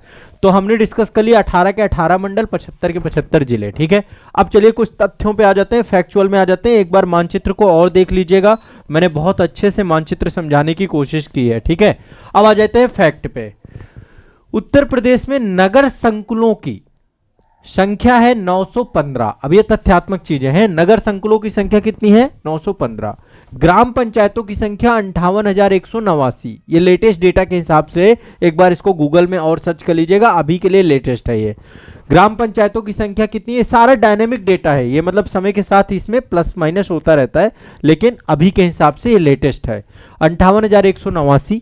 ठीक है, न्याय पंचायतें उत्तर प्रदेश से समाप्त कर दी गई हैं। 2017 से ही न्याय पंचायतों को समाप्त कर दिया गया, अब न्याय पंचायतें उत्तर प्रदेश में नहीं है। तहसीलों की बात करें तो 351 तहसीलें हैं। विकासखंड की बात करें तो 826 विकासखंड हैं। नगर पंचायतों की बात करें तो 546 नगर पंचायतें हैं। नगर पालिका परिषद की बात करें तो 200 नगर पालिका परिषद हैं। और नगर निगम की बात करें तो उत्तर प्रदेश में टोटल 17 नगर निगम है। टोटल कितने नगर निगम है? 17। इससे क्वेश्चन पूछ सकता है, ये याद रखिएगा, 17 नगर निगम है। जो बड़े बड़े महानगर होते हैं वहां पे नगर निगम बना दिए, जैसे गाजियाबाद नगर निगम है आपका, आगरा नगर निगम है। तो नगर निगम स्थानीय निकाय की सबसे बड़ी बॉडी होती है, शहरी स्थानीय निकाय की, जिसके पास जो है प्रशासनिक राजस्व वगैरह भी उसी हिसाब से स्टैब्लिशमेंट होता है। कुल राजस्व ग्राम कितने हैं? 10,607। माफ कीजिएगा, यहाँ पे 1,06,000 हाँ 1,06,774 ग्राम आपके कुल राजस्व ग्राम हैं। यदि आबाद ग्रामों की बात करें 97,814। तो राजस्व ग्राम कितने हैं टोटल? 1,06,774 आबाद ग्राम है, 97,814। ठीक है, आर्थिक संभाग 4 आर्थिक संभागों में उत्तर प्रदेश को बांटा जाता है। वही जैसे कि आपको पता है, पश्चिमी उत्तर प्रदेश, बीच वाला हिस्सा ये आपका अवध प्रदेश है, दक्षिणी वाला हिस्सा आपका बुंदेलखंड रीजन है। ये आप देख पा रहे होंगे, इसमें ब्लैक ब्लैक मैंने बनाया है। ठीक है, और इधर आपका ये पूर्वांचल प्रदेश है हमारा। अभी आपको पता है उत्तर प्रदेश में खूब सारे एक्सप्रेसवे बनाए गए, Purvanchal expressway, Bundelkhand expressway, Ganga expressway बनाया जा रहा है, मेरठ से प्रयागराज को जोड़ रहा है। यमुना एक्सप्रेसवे पहले से ऑलरेडी ये परी चौक से स्टार्ट होता है आपका, और आगरा लखनऊ एक्सप्रेसवे आपका बनाया गया है। यमुना एक्सप्रेसवे आपका आगरा तक जाता है, फिर लखनऊ। ये सब चीजें मैं डिटेल में पढ़ाऊंगा, आप बिल्कुल टेंशन मत लीजिए। तो उत्तर प्रदेश में बहुत सारे निर्माणाधीन एक्सप्रेसवे भी हैं, और कुछ एक्सप्रेसवे आपके अभी इस बजट में भी पूर्वांचल को लखनऊ, आगरा लखनऊ से जोड़ने के लिए एक पूरा लिंक एक्सप्रेसवे बनाया जा रहा है। गोरखपुर लिंक एक्सप्रेसवे आपका ऑलरेडी बना हुआ है। तो मतलब मल्टीपल एक्सप्रेसवे हैं जो बन चुके हैं, और उत्तर प्रदेश सबसे ज़्यादा एक्सप्रेसवे वाला भी राज्य भी बन चुका है, जहाँ पे सर्वाधिक एक्सप्रेसवे भी हैं। ठीक है, तो इसके अलावा देखिए एक कॉन्सेप्ट है आपका एनसीआर, नेशनल कैपिटल रीजन। आपको पता है हमारी देश की राजधानी जो है नई दिल्ली उत्तर प्रदेश के साथ सीमा साझा करती है। दिल्ली सीमा साझा करती है, केंद्र शासित प्रदेश भी है, देश की राजधानी भी है नई दिल्ली। तो इसी क्षेत्र को, राष्ट्रीय राजधानी क्षेत्र को इस्टेब्लिशमेंट करने के लिए एनसीआर का कॉन्सेप्ट लाया गया है। एनसीआर में जो राजधानी के आसपास के जितने भी स्टेट हैं, जैसे कि हरियाणा हो गया, उत्तर प्रदेश हो गया, राजस्थान हो गया, इनके जिलों को भी डेवलप किया जाएगा। तो उत्तर प्रदेश के टोटल 8 जिले आपके किस में आते हैं? एनसीआर में आते हैं। 8 जिले, ध्यान रखिएगा, इनका नाम बता दे रहा हूं। टोटल क्षेत्रफल कितना है इन 8 जिलों का? 14,826 किलोमीटर स्क्वायर। इसमें मेरठ, गाजियाबाद, गौतम बुद्ध नगर, बागपत, ठीक है, बुलंदशहर, हापुड़, शामली। अब यहां पे देखिए यदि हम मंडल की बात करें तो मेरठ मंडल आपका ज्यादातर इसमें आता है, मेरठ मंडल। थोड़ा सा मेरठ मंडल में देखिए, मेरठ मंडल के कौन कौन से, एक तो मेरठ स्वयं है ना। अभी आप देखेंगे भारत की पहली रीजनल रेल साहिबाबाद से, वो नई दिल्ली से लेकर के, नई दिल्ली क्या कहें या निजामुद्दीन, हजरत निजामुद्दीन एक रेलवे स्टेशन है, तो दिल्ली से लेकर मेरठ के लिए भारत की पहली रीजनल रेलवे, जिसको हम नमो भारत रेल भी कहते हैं, वो आपका भी स्टार्ट किया गया है। और ये पहला जो है आपका साहिबाबाद से दुबई तक आपका स्टार्ट हो गया। अब धीरे धीरे ये पूरा का पूरा संचालित होती जा रही है। साहिबाबाद ही गाजियाबाद क्षेत्र के पास ही पड़ता है, ठीक है। तो देखिए इसमें कौन कौन से एनसीआर में, एक तो मेरठ हो गया, गाजियाबाद हो गया, गौतम बुद्ध नगर हो गया, बागपत हो गया, बुलंदशहर हो गया, हापुड़। ये जो छह जिले हैं आप देखेंगे, पूरे के पूरे जिले मेरठ मंडल पे आते हैं। पूरा मेरठ मंडल, बागपत, गाजियाबाद, हापुड़, बुलंदशहर, गौतम बुद्ध नगर और मेरठ, ये पूरा एनसीआर है। पूरा मंडल ही, मेरठ मंडल ही पूरा एनसीआर है। इसके बाद देखिए यहाँ पे शामली और मुजफ्फरनगर, ये दोनों हैं आपके, सहारनपुर नहीं इसमें जुड़ा हुआ है। शामली और मुजफ्फरनगर को भी एनसीआर में रखा गया है, ठीक है। सहारनपुर नहीं है, सहारनपुर मंडल के दो हैं आपके इसमें, बस इतना आपको याद रखना है, ठीक है, स्पष्ट है। तो एनसीआर का डेवलपमेंट किया जा रहा है। अच्छा, सबसे ज्यादा एनसीआर में जिले हैं वो हरियाणा के हैं, 14 जिले हैं उसमें, ठीक है। हरियाणा के 14 जिले सम्मिलित किए गए एनसीआर में, और राजस्थान के 2 जिले हैं इसमें, अलवर और भरतपुर, इन दो को सम्मिलित किया गया, राजस्थान के अलवर और भरतपुर को। अभी दिल्ली से मुंबई को जोड़ दिया गया है और एक एक्सप्रेसवे बनाया गया, सबसे खतरनाक एक्सप्रेसवे है दिल्ली मुंबई औद्योगिक पूरा गलियारा है, ये आपका इंडस्ट्रियल कॉरिडोर है, और जयपुर से होके जाता है। जयपुर से बहुत, दौसा एक जगह पड़ती है, दौसा से जयपुर आपका लगभग 70 किलोमीटर के आसपास पड़ता है, और इतना जबरदस्त बनाया गया है पूरा का पूरा, ये एक्सप्रेसवे आपका जोड़ा गया है। तो भारत में इकोनॉमी को रफ्तार में लाने के लिए एक्सप्रेसवे की सबसे बड़ी भूमिका होगी, और इसीलिए उत्तर प्रदेश सरकार भी बहुत सारे एक्सप्रेसवे आपका बना रही है। तो ये तो देखो सामान्य जानकारी, शायद मुझे लगता है आपको चीजें समझ में आ गई होंगी इतने से में। अब थोड़ा सा आगे बढ़ते हैं, अब उत्तर प्रदेश के थोड़ा सा नामकरण की बात करते हैं। एक बार हिस्टोरिकल डेवलपमेंट को समझने का प्रयास करते हैं कि उत्तर प्रदेश का इतिहास क्या रहा, ठीक है, उत्तर प्रदेश की हिस्ट्री क्या रही। एक बार उत्तर प्रदेश की हिस्ट्री को भी समझने का हम प्रयास करते हैं, ठीक है। देखिए, जब अंग्रेजों का शासनकाल था, तो अंग्रेजों के शासनकाल में ये आपका पूरा का पूरा बंगाल प्रेसिडेंसी का हिस्सा हुआ करता था। किसका हिस्सा? बंगाल प्रेसिडेंसी का, ठीक है। कि 3 प्रेसिडेंसी होती थी, बंगाल, मद्रास और आपका बंबई प्रेसिडेंसी। तो बंगाल प्रेसिडेंसी का शुरुआत में हिस्सा था, ठीक है। और अवध वाला क्षेत्र नहीं होता था, अवध स्वतंत्र राज्य की तरह भी हेल्प कर रहा था उस समय। अवध वाला क्षेत्र छोड़ करके बाकी पूरे रीजन की मैं बात यहां पे कर रहा हूं, ठीक है। तो पहला तो आपको ये दिमाग में बैठा के रखना है, क्लियर है, स्पष्ट है।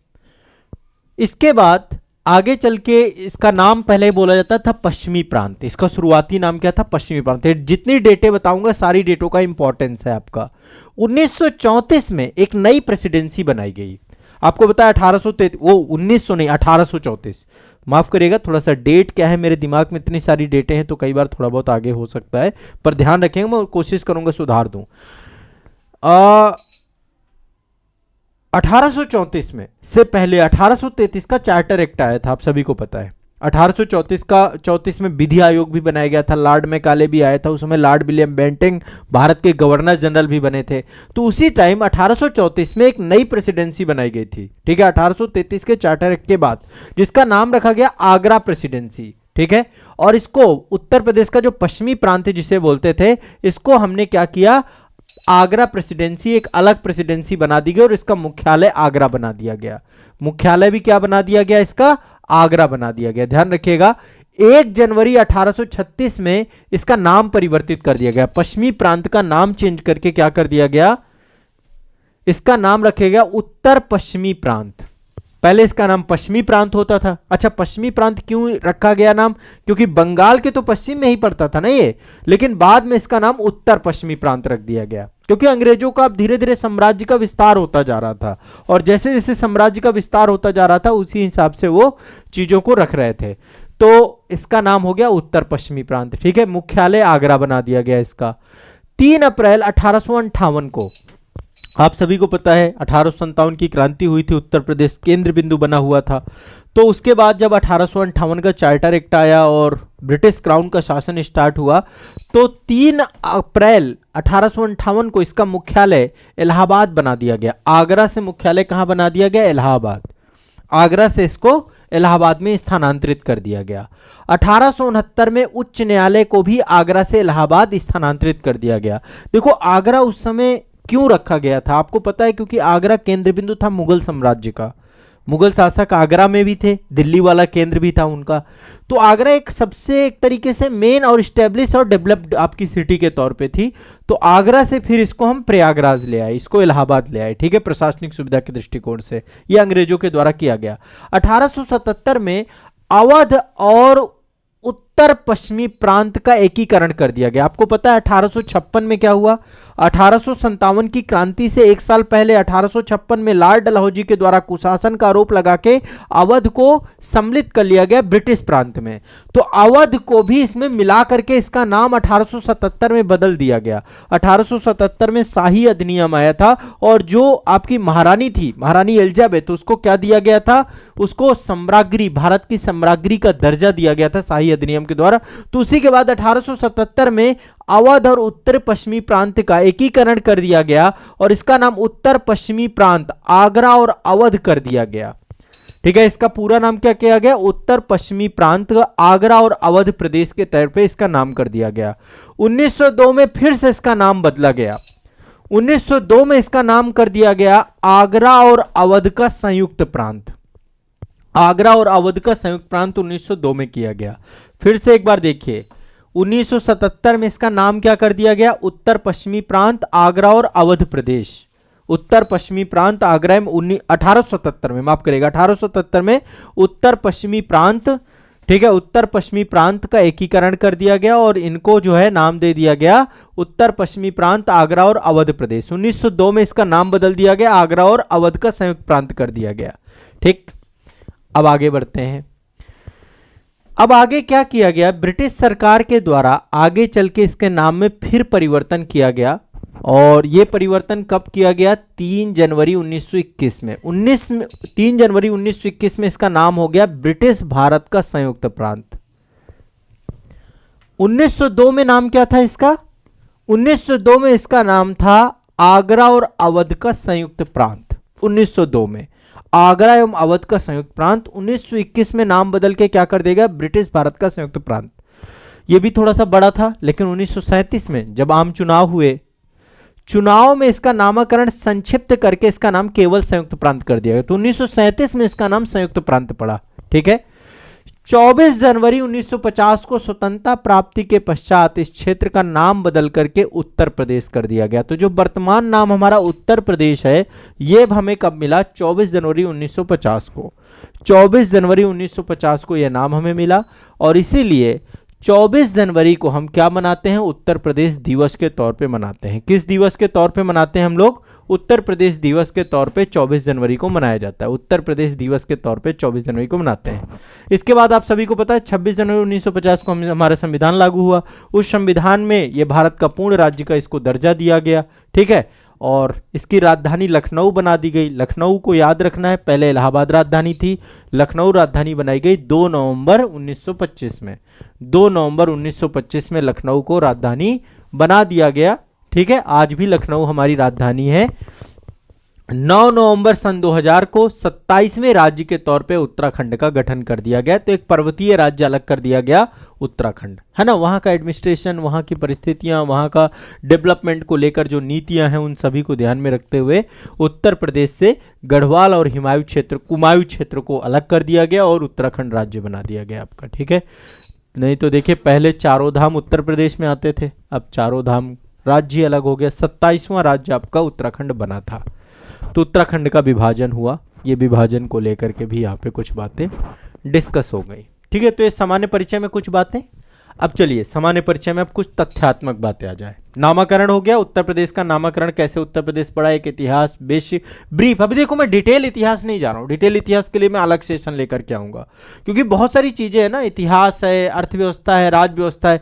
यहाँ पे मैं वो पॉइंट है जो आपके दिमाग में पूरा का पूरा आपको उत्तर प्रदेश का एक खांचा खींच देंगी, ठीक है। और परीक्षा में यहां से प्रश्न आएंगे निकलेंगे, ध्यान रखिएगा। उत्तर प्रदेश का भौगोलिक विस्तार कितना है, थोड़ा सा ज्योग्राफिकल डेटा है आपका, या हम कहें कि इसका क्षेत्रफल कितना है, 2,40,928 किलोमीटर स्क्वायर। टोटल क्षेत्रफल कितना है, 2,40,928 किलोमीटर स्क्वायर। भारत के कुल भौगोलिक क्षेत्रफल की बात करें तो भारत का कितना है, 3287। कितनी बार मैंने याद कराया आपको, 263। 3287 263 किलोमीटर स्क्वायर भारत का है, और इसका कितना है, 2,40,928 किलोमीटर स्क्वायर। 32,87,263 किलोमीटर स्क्वायर है भारत का, 32,87,263 किलोमीटर स्क्वायर भारत का है। इसका कितना है, 2,40,928 किलोमीटर स्क्वायर। भारत का लगभग 7.33% है। कितना है भारत का, 7.33% है आपका। भारत का लगभग 7.33% है, ठीक है। प्रदेश की यदि हम लंबाई की बात करें, लंबाई का मतलब क्या होता है, पश्चिम से पूरब। टोटल लंबाई की बात करें पश्चिम से पूरब तो टोटल कितना है, 650 किलोमीटर। लंबाई कितनी है, 650 किलोमीटर। यदि इस लंबाई की बात करें तो टोटल लंबाई आपकी 650 किलोमीटर है। सबसे पूर्वी आपका बलिया पड़ता है, सबसे पश्चिमी आपका शामली पड़ता है, जिला है ना। लंबाई हो गया क्लियर। और यदि हम उत्तर से दक्षिण की इसकी चौड़ाई की बात करें कि इसकी टोटल चौड़ाई कितनी है, तो चौड़ाई है 240 किलोमीटर। तो 650 किलोमीटर टोटल इसकी लंबाई है, और चौड़ाई इसकी कितनी है, ठीक है, 240 किलोमीटर। अब थोड़ा सा अक्षांशीय और देशांतरी विस्तार भी कर लेते हैं। देखो कर्क रेखा तो उत्तर प्रदेश से नहीं जाती, मानक समय रेखा जाती है, 82.5 डिग्री जाती है। इस पे मैंने भारत दर्शन का एक वीडियो भी बनाया है, आप जाके देख सकते हैं। उस पर्टिकुलर एरिया में खड़ा होकर के मैंने बनाया है। मैंने कर्क रेखा का भी बनाया। कर्क रेखा रांची से होकर जाती है, तो मैं ओरमांझी गया था, रांची जाकर मैंने कर्क रेखा का वीडियो शूट किया था। कर्क रेखा वहां से होकर जाती है, ठीक है। कर्क रेखा उत्तर प्रदेश से नहीं जाती, 8 राज्यों से होकर जाती है, गुजरात, राजस्थान, मध्य प्रदेश, छत्तीसगढ़, पश्चिम बंगाल, ठीक है, और मिजोरम, त्रिपुरा, उड़ीसा से जाती है क्या, नहीं जाती है, नहीं जाती है। और झारखंड से जाती है। फिर से हम 8 के 8 राज्य देखेंगे, ध्यान से सुनिएगा। गुजरात, राजस्थान, मध्य प्रदेश, छत्तीसगढ़, झारखंड, पश्चिम बंगाल, मिजोरम और त्रिपुरा। मणिपुर से नहीं जाती, उड़ीसा से नहीं जाती, उत्तर प्रदेश से नहीं जाती। हाँ, मानक समय रेखा टोटल 5 राज्यों से होकर जाती है, उत्तर प्रदेश, मध्य प्रदेश, छत्तीसगढ़, ठीक है, इसके बाद उड़ीसा और नीचे आंध्र प्रदेश, यहां से होकर के जाती है मानक समय रेखा। 82.5 डिग्री पूर्वी देशांतर को भारत की मानक समय रेखा कहते हैं। जो मानक समय रेखा, जो 0 डिग्री मानक मध्याह्न रेखा है, उससे 5.5 घंटे ज्यादा है, 5.5 घंटे ज्यादा है। अब हम बात करें इसके अक्षांशीय और देशांतरी विस्तार की, तो उत्तर प्रदेश, देखो भारत वाला तो मैं खूब याद कराता हूं आपको, 8 डिग्री 4 मिनट से लेकर 37 डिग्री 6 मिनट तक उत्तरी अक्षांश है, ये मैंने याद कराया था आपको, ठीक है, याद करा रखा है ना। वो तो उसकी बात नहीं कर रहे हैं, हम उत्तर प्रदेश की बात कर रहे हैं। यहाँ पे भारत का भूगोल पढ़ लीजिएगा एक बार, बढ़िया सा मास्टर वीडियो है, उसमें पूरा इंडिया कवर है। मैं इंडिया का, भारत का भूगोल तो पढ़ा ही रहा हूं, साथ में स्टेट वाइज भी आपके दिमाग में चीजें बैठा रहा हूं सारे। तो इसका एक बार अक्षांशीय और देशांतरी विस्तार जरूर देखिए। 23 डिग्री 52 मिनट उत्तरी अक्षांश से लेकर, यहां से स्टार्ट होता है, ये है आपका 23 डिग्री, सोनभद्र पड़ता है आपका, सबसे दक्षिणतम जिला यही है आपका। तो 23 डिग्री 52 मिनट उत्तरी अक्षांश से लेकर के सहारनपुर में पड़ता है 31 डिग्री 28 मिनट उत्तरी अक्षांश। 23 डिग्री 52 मिनट उत्तरी अक्षांश से लेकर के कितना पड़ता है आपका, 31 डिग्री 28 मिनट उत्तरी अक्षांश तक। फिर से एक बार देखिएगा, 23 डिग्री 52 मिनट उत्तरी अक्षांश से लेकर के 31 डिग्री 28 मिनट, 31 डिग्री 28 मिनट। फिर से एक बार देखिएगा, 23 डिग्री 52 मिनट उत्तरी अक्षांश से लेकर 31 डिग्री 28 मिनट उत्तरी अक्षांश तक इसका अक्षांशीय विस्तार है। अब देशांतरी विस्तार की बात करते हैं। सबसे पूरब की बात करें इसका, सबसे पश्चिम की, तो 77 डिग्री 30 मिनट से लेकर 84 डिग्री 39 मिनट तक, 77 डिग्री 30 मिनट से लेकर 84 डिग्री 39 मिनट तक आपका इसका देशांतरी विस्तार है। इतना आपको स्पष्ट होना चाहिए, ये इसका देशांतरी विस्तार है। तो अक्षांशीय और देशांतरी विस्तार हो गया। अक्षांशीय विस्तार 23 डिग्री 52 मिनट उत्तरी अक्षांश से लेकर 31 डिग्री 28 मिनट उत्तरी अक्षांश तक है। देशांतरी 77 30 से लेकर के कितना है 84 39 तक पूर्वी देशांतर है आपका। ठीक है, कुल अक्षांशीय विस्तार की बात करें तो 7 डिग्री 36 मिनट है आपका। कुल अक्षांशीय विस्तार 7 डिग्री 36 मिनट है। क्षेत्रफल की दृष्टि से उत्तर प्रदेश भारत में क्रमशः राजस्थान, मध्य प्रदेश और महाराष्ट्र के बाद चौथे नंबर पर आता है क्षेत्रफल के हिसाब से। भारत के कुल क्षेत्रफल का 7.33% है और चौथे नंबर पर आता है क्षेत्रफल के हिसाब से। एक ये भी क्वेश्चन कई बार पूछा जाता है। चौथे नंबर पे, नंबर 1 पर राजस्थान, दूसरे नंबर पे मध्य प्रदेश, जस्ट नीचे है राजस्थान के जस्ट नीचे मध्य प्रदेश, फिर जस्ट नीचे महाराष्ट्र। ठीक है, रट लीजिए ये, और चौथे नंबर पे हमारा उत्तर प्रदेश है। क्लियर है, स्पष्ट है, इसमें कोई दिक्कत तो नहीं है। ठीक है, ये आपके कुछ फैक्ट आपके हो गए। अब हम उत्तर प्रदेश के कुछ राजकीय प्रतीक चिन्हों के बारे में बात करते हैं। ठीक है, उत्तर प्रदेश का राजकीय चिन्ह क्या है, ये आप देख पा रहे हैं। यहाँ पे मैंने राजकीय प्रतीक चिन्ह आपके सामने बना रखा है उत्तर प्रदेश का। अब यहाँ पे इसको मैं एक्सप्लेन भी करूंगा कि क्या क्या इसमें जो जो चीजें बनी हुई हैं इनका क्या इंपॉर्टेंस है। इसमें एक देखो मछलियों की 2 जोड़ी है, 2 जोड़ी मछली, मतलब एक जोड़ी मछली है, एक जोड़ी में 2 मछलियां होती हैं। तो देखिए सेंटर पॉइंट में पहले तो ये वृत्ताकार है पूरा का पूरा। ठीक है, और यहां पे 2 मछलियां हैं। ये दोनों मछली अवध के शासकों का प्रतीक है। अवध में मुस्लिम शासक थे, उनका प्रतीक है दोनों मछलियां। ठीक है, ये देखिए जो लोगो है ना पूरे उत्तर प्रदेश के इतिहास को दिखाता है, उत्तर प्रदेश की ऐतिहासिक, सांस्कृतिक, आध्यात्मिक संस्कृति को दिखाता है। ठीक है, एक तो मछलियां अवध के शासन का प्रतीक हैं। इसमें देखिए ब्लू कलर से मैंने लहरें दिखाई हैं, ये 2 लहरें, ऐसे लहरें हैं ना, ये गंगा और यमुना का संगम है। गंगा और यमुना का संगम दिखाया गया इसमें, है ना, 2 लहरें हैं गंगा यमुना। ये प्रयागराज को संगम को इंडिकेट करता है। और देखिए कुंभ मेला लगता है, इतना बड़ा कुंभ मेला। तो ये आपकी जो गंगा की लहरें हैं, 2 लहरें गंगा और यमुना के संगम को दर्शाती हैं। इसमें धनुष बाण आप देख पा रहे होंगे, धनुष बाण भगवान श्री राम के प्रतीक है, राम राज्य का प्रतीक है। भगवान श्री राम उत्तर प्रदेश में उनका जन्म हुआ, तो यहाँ पे देखिए आप देखिए धनुष बाण को भी यहाँ पे रखा गया है। ठीक है, तो अवध के शासकों का प्रतीक क्या है, ये दोनों मछलियां हैं।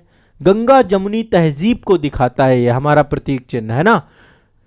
यहां पे ये क्या है, राम राज्य को दिखाता है, धनुष भगवान श्री राम का प्रतीक है। और यहाँ पे 2 नदियों को दिखाता है, गंगा और यमुना को भी दिखाता है। तो ये प्रतीक चिन्ह है। तो यानी उत्तर प्रदेश का प्रतीक चिन्ह क्या है, ऐतिहासिक, भौगोलिक और सांस्कृतिक महत्व को दिखाता है। 1938 में इस प्रतीक चिन्ह को स्वीकृत किया गया था। इसको वृत्ताकार तरीके से आपका क्या किया गया है, बंद किया गया। इसमें लिखा हुआ उत्तर प्रदेश सरकार, यहाँ पे 2 स्टार भी बने हुए हैं, यहाँ पे 2 स्टार बने हुए हैं। ठीक है, तो ये आपका उत्तर प्रदेश का क्या है, प्रतीक चिन्ह है। ठीक है, उत्तर प्रदेश की राजकीय मछली कौन सी है, चितला। उत्तर प्रदेश की राजकीय मछली कौन सी है, चितला। ध्यान रखिएगा, उत्तर प्रदेश की राजकीय मछली कौन सी है, चितला। उत्तर प्रदेश का राजकीय जलीय जीव कौन सा है, गंगा की डॉल्फिन। गंगा की डॉल्फिन उत्तर प्रदेश का राजकीय जलीय जीव है। गंगा की डॉल्फिन उत्तर प्रदेश का राजकीय जलीय जीव है। उत्तर प्रदेश का राजकीय पुष्प कौन सा है, पलाश। उत्तर प्रदेश का राजकीय पुष्प कौन सा है, पलाश। उत्तर प्रदेश का राजकीय पक्षी कौन सा है, सॉरस या क्रॉन्च। उत्तर प्रदेश का राजकीय पक्षी कौन सा है, सॉरस या क्रॉन्च। उत्तर प्रदेश का राजकीय वृक्ष कौन सा है, अशोक। उत्तर प्रदेश का राजकीय वृक्ष अशोक या सीता वृक्ष, सीता अशोक भी बोलते हैं इसको, सीता अशोक। ठीक है, हमारे भारत का कौन सा है, बरगद। बरगद है ना, बरगद हमारा राष्ट्रीय प्रतीक है, वृक्ष है। इसके बाद राजकीय पशु कौन सा है, बारहसिंघा। उत्तर प्रदेश का राजकीय पशु बारहसिंघा। उत्तर प्रदेश की राजकीय भाषा कौन सी है, हिंदी। उर्दू को 1989 में दूसरी राजकीय भाषा बनाई गई थी। शुरू से तो हिंदी थी, लेकिन 1989 में उर्दू को राजकीय भाषा, दूसरी राजकीय भाषा आपकी बनाई गई। उत्तर प्रदेश का दिवस आपका 24 जनवरी को उत्तर प्रदेश दिवस आपका मनाया जाता है। हमेशा उत्तर प्रदेश दिवस लगातार तरीके से अब मनाया जा रहा है और ये बहुत जरूरी है। ठीक है, अब चलते हैं थोड़ा सा हम लोग फिर से एक बार राजनीतिक मानचित्रण पे वापस लौटते हैं। देखिए फैक्ट हैं, धीरे धीरे फैक्ट आपके दिमाग में मैं बैठाता जा रहा हूँ। मेरा प्रयास ये है कि उत्तर प्रदेश आपको आसान लगे।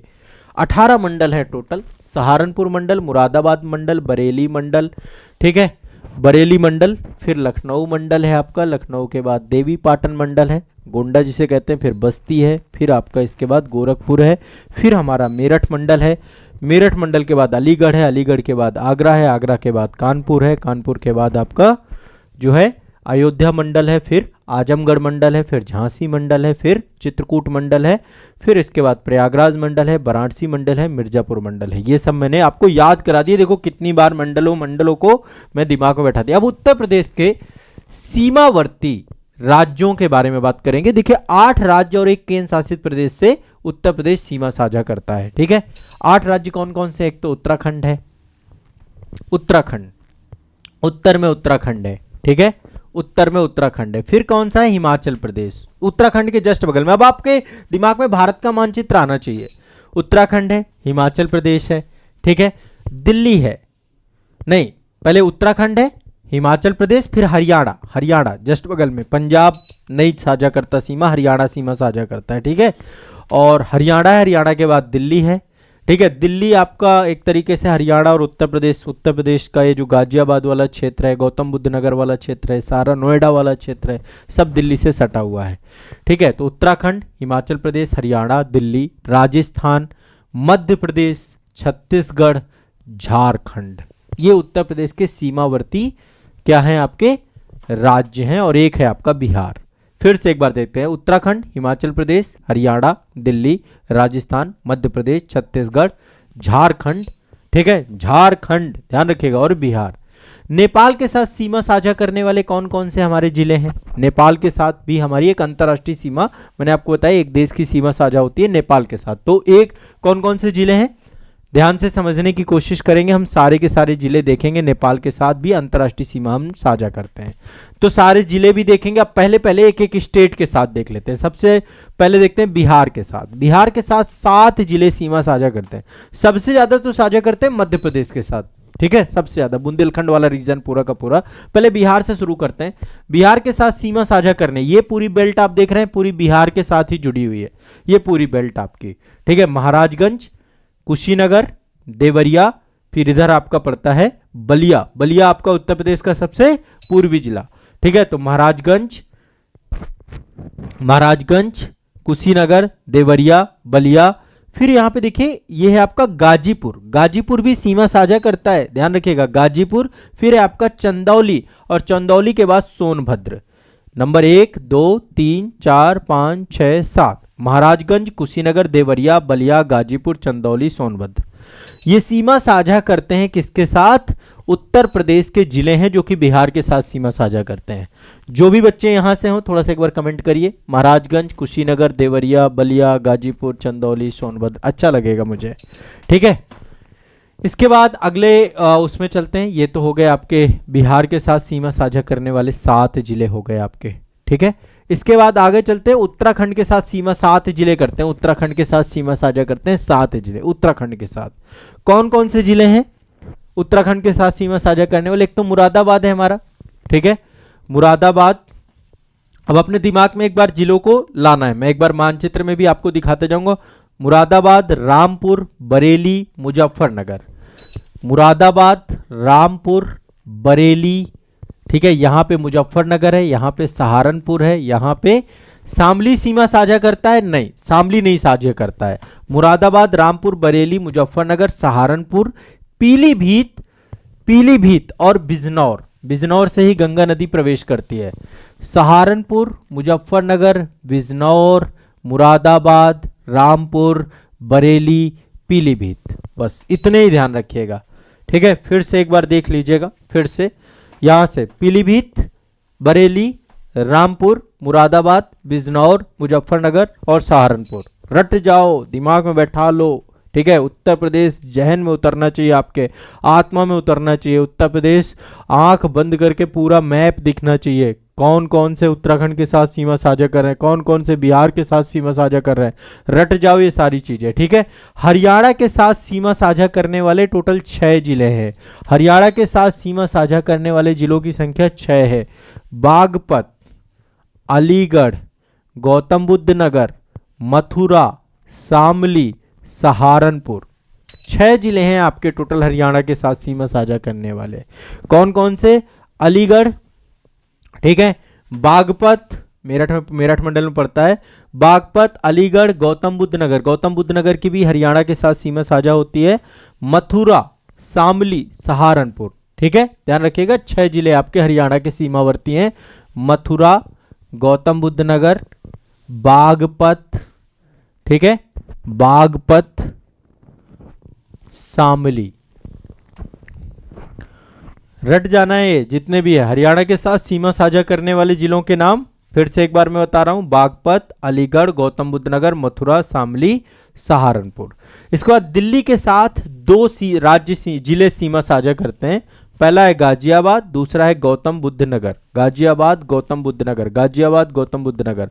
छत्तीसगढ़ के साथ सीमा साझा करने वाला जिला है, एक ही है, सोनभद्र। छत्तीसगढ़ के साथ सीमा साझा करने वाला जिला कौन सा है? सोनभद्र। सोनभद्र के बारे में एक फैक्ट और बताऊंगा, 4 राज्यों के साथ सीमा साझा करता है सोनभद्र। बिहार, झारखंड, छत्तीसगढ़, मध्य प्रदेश। बिहार, झारखंड, छत्तीसगढ़, मध्य प्रदेश, 4 राज्यों के साथ सीमा साझा करने वाला एकमात्र है। अभी बताएंगे इसके बारे में, ठीक है। तो राजस्थान के साथ 2 आपके जिले सीमा साझा, मथुरा और आगरा। मथुरा आगरा यहां पे पड़ता है आपका, ये आगरा है और ये मथुरा है। राजस्थान के साथ सीमा साझा कर रहा है, ठीक है, राजस्थान के साथ सीमा साझा कर रहा है।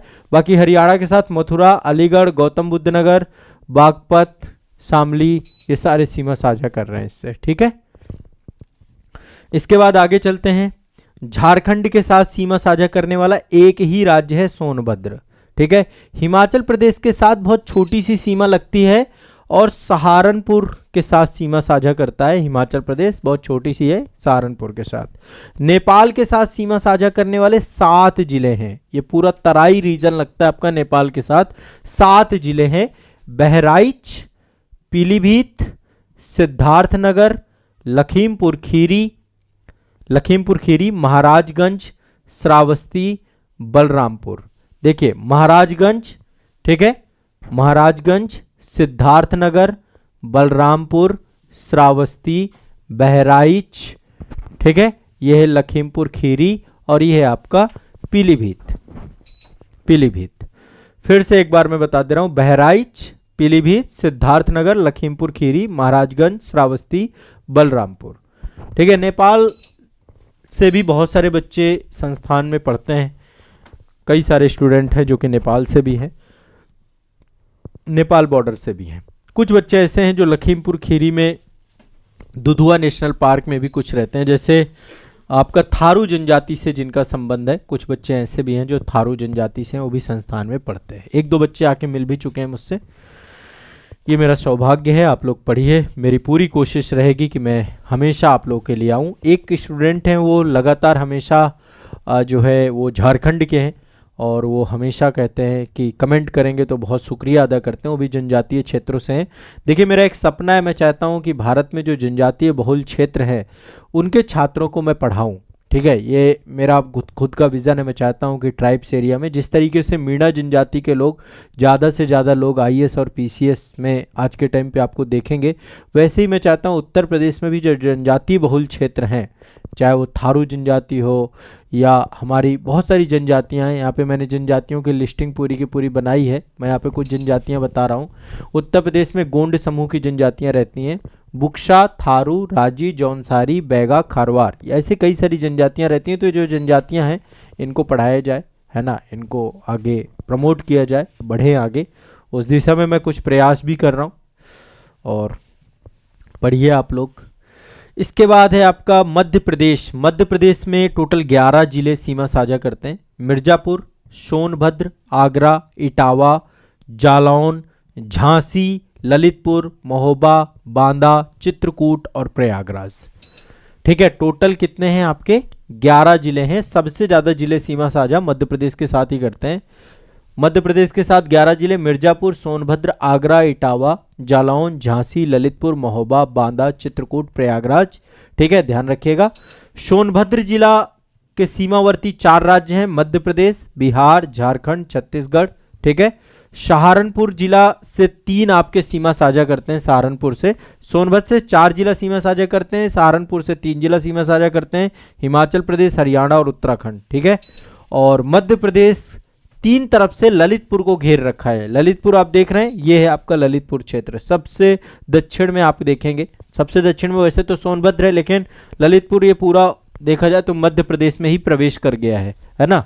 तो मध्य प्रदेश ने 3 तरफ से ललितपुर को घेर रखा है। उत्तर प्रदेश से लगा सबसे लंबी सीमा वाला राज्य आपका मध्य प्रदेश है। उत्तर प्रदेश से लगा सबसे छोटी सीमा वाला राज्य हिमाचल प्रदेश है। उत्तर प्रदेश के सर्वाधिक 11 जिलों को स्पर्श करने वाला राज्य मध्य प्रदेश है। ठीक है, उत्तर प्रदेश के सर्वाधिक 11 जिलों को स्पर्श करने वाला राज्य मध्य प्रदेश है। यूपी के सबसे कम जिलों को एकमात्र झांसी को स्पर्श करने वाला जिला ललितपुर है। ललितपुर केवल झांसी के साथ सीमा साझा करता है, बाकी किसी और जिले के साथ उत्तर प्रदेश के साझा नहीं करता। बाकी मध्य प्रदेश के जिले हैं, मैं मध्य प्रदेश वाले मास्टर वीडियो में डिस्कस करूंगा इसके बारे में। ठीक है, डिटेल से डिस्कशन करूंगा कि कौन कौन से जिले हैं। तो यहां पे ये बात ध्यान रखना, एकमात्र झांसी को स्पर्श करने वाला जिला ललितपुर है। ठीक है, सबसे उत्तरी जिला सहारनपुर है, डिस्कस कर चुका हूं। सबसे दक्षिणी जिला आपका जो है सोनभद्र है। सबसे पश्चिमी जिला आपका शामली है और सबसे पूर्वी जिला आपका बलिया है। क्लियर है, स्पष्ट है, कोई दिक्कत तो नहीं है, सिंपल सा मामला है। इतना आपको याद रखना है, इतना आपको याद रखना चाहिए। देखिए, तथ्य और फैक्ट बहुत सारे हैं, अपने दिमाग में धीरे धीरे बैठाते जाइए, मुझे सुनते जाइए ध्यान से। जितना सुनेंगे उतना आपको दिमाग में उत्तर प्रदेश बैठ जाएगा। बहुत कठिन नहीं है उत्तर प्रदेश, बहुत आसान है। बहुत बढ़िया से उत्तर प्रदेश को आपको समझना चाहिए। ठीक है, बार बार ऐसे मौके उत्तर प्रदेश को समझने के आपको नहीं मिलेंगे। ठीक है, चलिए अब आ जाते हैं उत्तर प्रदेश के थोड़ा सा जनगणना की बात करते हैं। सेंसस से बहुत क्वेश्चन आते हैं, जनगणना 2011 की बात यहां पे करते हैं। ठीक है, जनगणना 2011 सबसे ज्यादा जनसंख्या आपको पता है उत्तर प्रदेश में जो है, टोटल आपको पता है जनसंख्या के आधार पे भारत का सबसे ज्यादा जनसंख्या वाला राज्य है। सबसे ज्यादा जनसंख्या उत्तर प्रदेश में ही पाई जाती है। विश्व में देखिए तो भारत में नंबर 1 में आप पहुंच चुका है। और यदि उत्तर प्रदेश को हम विश्व के संदर्भ में देखें तो उत्तर प्रदेश विश्व का 5वां देश बन जाए, जितनी जनसंख्या रहती है हमारे यहाँ 20 करोड़ के आसपास की जनसंख्या है। तो एग्जैक्ट कितनी आबादी है वो सबको लेकर के यहाँ पर आप लोगों को मैं डेटा बताने जा रहा हूं। ठीक है, चलिए उत्तर प्रदेश की जनसंख्या, कुल जनसंख्या कितनी है उत्तर प्रदेश की? कुल जनसंख्या है उत्तर प्रदेश की हमारी 19,98,12,311। ये मैं 2011 की जनगणना के आधार पे बता रहा हूं, लगभग 20 करोड़ के आसपास, पर एग्जैक्ट भी आपको पता होना चाहिए। 19,98,12,341। अच्छा, यहां पे ध्यान रखिएगा 341 है लास्ट में। ठीक है, 19,98,12,341। 2025 में जनगणना आएगी, जहां तक 25 में जनगणना, अब 24 खत्म है, 25 में जनगणना आएगी।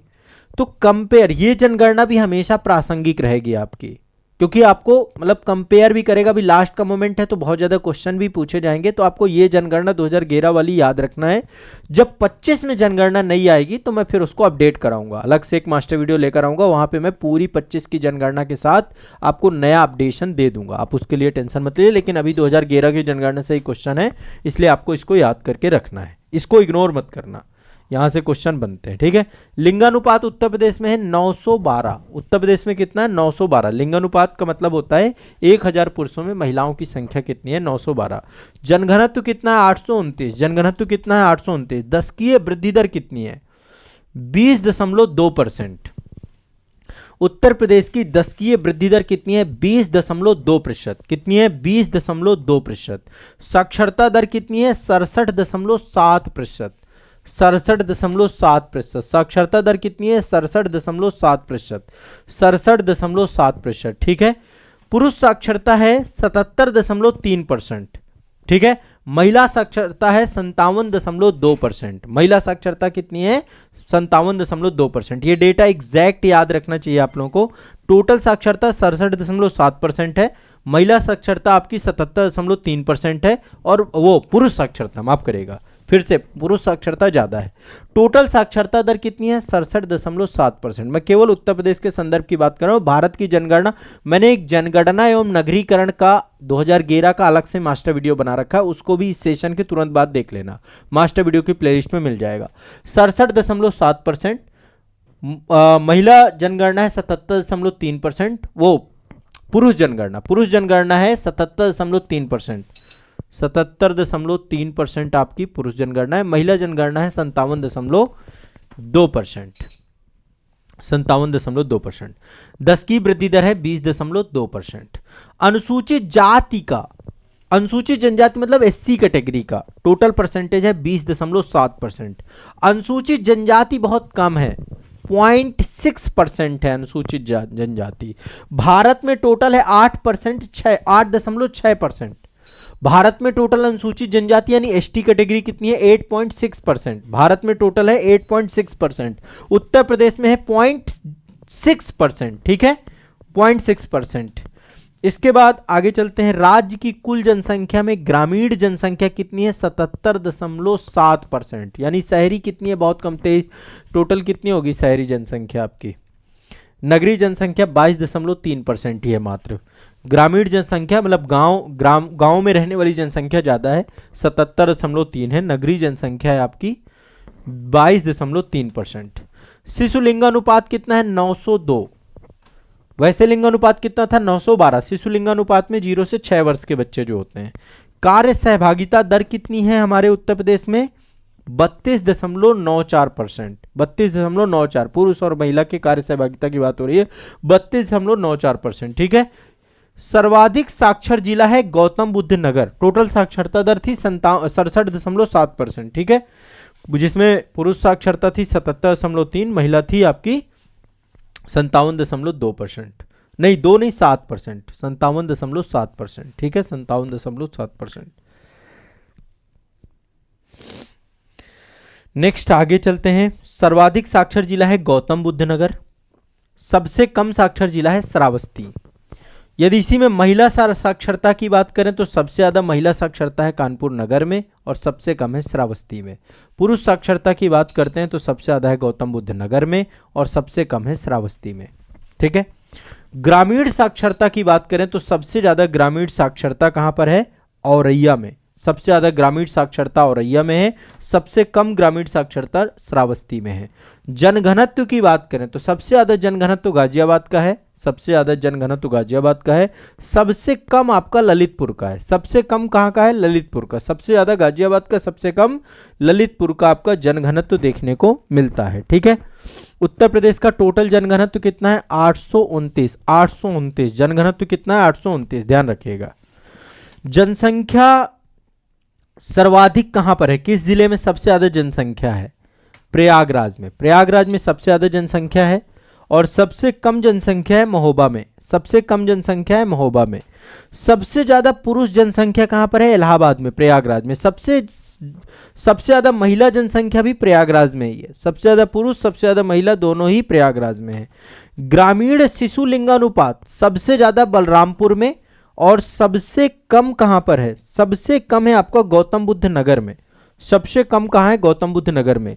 लिंगानुपात की बात करें तो सबसे ज्यादा लिंगानुपात है जौनपुर में, इससे कई बार क्वेश्चन पूछा है, सबसे ज्यादा लिंगानुपात कहां पे है जौनपुर में, ये बनारस मंडल पे आता है आपका जौनपुर, ठीक है। तो सबसे ज्यादा लिंगानुपात आपका कहां पर है जौनपुर में, सबसे कम लिंगानुपात आपका गौतम बुद्ध नगर में है। शिशु लिंगानुपात की बात कर रहे हैं, वो टोटल लिंगानुपात की बात कर रहे हैं, ठीक है, टोटल लिंगानुपात की बात कर रहे हैं। सबसे ज्यादा लिंगानुपात जौनपुर में, सबसे कम आपका गौतम बुद्ध नगर में है आपका लिंगानुपात। सर्वाधिक शिशु लिंगानुपात बलरामपुर में है, सबसे कम लिंगानुपात बागपत में है, ठीक है। सर्वाधिक शिशु लिंगानुपात बलरामपुर में, सबसे कम लिंगानुपात आपका कहां पर है बागपत में। अनुसूचित जाति जनसंख्या, अनुसूचित जाति जनसंख्या सबसे ज्यादा सीतापुर में है, सबसे कम बागपत में है। अनुसूचित जाति जनसंख्या सबसे ज्यादा सीतापुर में है, सबसे कम आपका बागपत में है, ठीक है। इसके बाद है ग्रामीण जनसंख्या, ग्रामीण जनसंख्या सबसे ज्यादा प्रयागराज में है, सबसे कम आपका गौतम बुद्ध नगर में है। ग्रामीण जनसंख्या सबसे ज्यादा आपकी प्रयागराज में, सबसे कम गौतम बुद्ध नगर में। इसके बाद जीवन प्रत्याशा की बात करें तो जीवन प्रत्याशा उत्तर प्रदेश की लगभग 66 वर्ष के आसपास है, जिसमें महिलाओं की ज्यादा है, 66.7 वर्ष आपकी महिलाओं की है और पुरुष की 65.3 वर्ष है, ठीक है। ये तो सामान्य सी बात है। इसके बाद है उत्तर प्रदेश में सर्वाधिक अनुसूचित जाति वाला परसेंट, सबसे ज्यादा अनुसूचित जाति कहां रहती है, परसेंटेज की बात कर रहे हैं, यह है कौशाम्बी में, सबसे ज्यादा कौशाम्बी में। सबसे ज्यादा नगरीय जनसंख्या गाजियाबाद में रहती है, सबसे ज्यादा नगरीय जनसंख्या गाजियाबाद में है आपकी, ठीक है, ये भी आपको दिमाग में बैठाए रखना है। और सबसे ज्यादा अनुसूचित जनजाति कहां रहती है सोनभद्र में, सबसे ज्यादा अनुसूचित जनजाति, सबसे ज्यादा अनुसूचित जाति कौशाम्बी में, सबसे ज्यादा अनुसूचित जनजाति, जनजाति का मतलब है एसटी कैटेगरी, सोनभद्र में, और सबसे ज्यादा नगरीय जनसंख्या गाजियाबाद में। ठीक है, सबसे ज्यादा स्लम कहां पर है? स्लम मतलब मलिन बस्तियां, सबसे ज्यादा मेरठ में, सबसे ज्यादा स्लम वाला जगह मेरठ है आपका। ठीक है, सर्वाधिक जनगणना, वैधानिक नगर जनगणना वाला जिला आपका वाराणसी है। वैधानिक नगर जनगणना वाला जिला आपका वाराणसी है। टोटल 38 है यहाँ पे, टोटल 38 वैधानिक जनगणना वाले नगर हैं आपके। इसके बाद आपको 2-3 और आपको ध्यान में रखना है यहाँ पे। हाँ, सर्वाधिक जनगणना वाला नगर आपका वाराणसी है। वैधानिक नगरों की बात करें तो सबसे ज्यादा आपके वैधानिक नगर आपके बदायूं में पड़ते हैं, और सबसे क्रम आपके कहाँ है? सबसे कम श्रावस्ती में है। तेंदुलकर कमेटी बनाई गई थी 2011 में। उस समय योजना आयोग हुआ करता था, तो योजना आयोग के द्वारा एक समिति बनाई गई थी तेंदुलकर कमेटी, और तेंदुलकर कमेटी के आधार पे उत्तर प्रदेश की जो मतलब गरीबी रेखा के नीचे रहने वाले लोग हैं उनका परसेंटेज है 29.43%। 29.43%, इससे भी क्वेश्चन पूछेगा। दशकीय वृद्धि दर वाला जिला सबसे ज्यादा है गौतम बुद्ध नगर में 10 की वृद्धि दर, और सबसे कम आपकी कहां पर है? कानपुर में। सबसे ज्यादा गौतम बुद्ध नगर, सबसे कम आपकी कानपुर पे है। नगरीय जनसंख्या का प्रतिशत वाला जो जिला है, ठीक है, नगरीय जनसंख्या का प्रतिशत वाला, जनसंख्या के दोनों के आधार पे देखें सर्वाधिक, और तो नगरीय जनसंख्या में यदि हम प्रतिशत की बात करें तो प्रतिशत में भी सबसे ज्यादा गाजियाबाद है, और न्यूनतम की बात करें तो श्रावस्ती है। यदि हम जनसंख्या के आधार पे भी देखें तो सबसे ज्यादा गाजियाबाद है और सबसे कम श्रावस्ती है। मतलब कि सबसे ज्यादा नगरीय जनसंख्या गाजियाबाद में रहती है परसेंटेज के हिसाब से भी, जनसंख्या के आधार पे भी, और श्रावस्ती में सबसे कम रहती है प्रतिशत के आधार पे भी, जनसंख्या के आधार पे भी। ठीक है, और इसके बाद ग्रामीण प्रस्थितता वाला जिला जो आपका है, सबसे ज्यादा ग्रामीण प्रतिशत रहता है आपका श्रावस्ती में, सबसे कम आपका जो है गाजियाबाद में। बस इसका जस्ट रिवर्स है। और एससी जनसंख्या की बात करें तो सबसे ज्यादा एससी जनसंख्या कौशाम्बी में रहती है, एसटी जनसंख्या सबसे ज्यादा कहां पर रहती है? सोनभद्र में रहती है। ये जनगणना का डेटा था आपका। इस जनगणना के डेटा को आपके दिमाग में बैठा के रखना है। 2011 की जनगणना से कोई भी क्वेश्चन आएगा आप यहां से कर ले जाएंगे।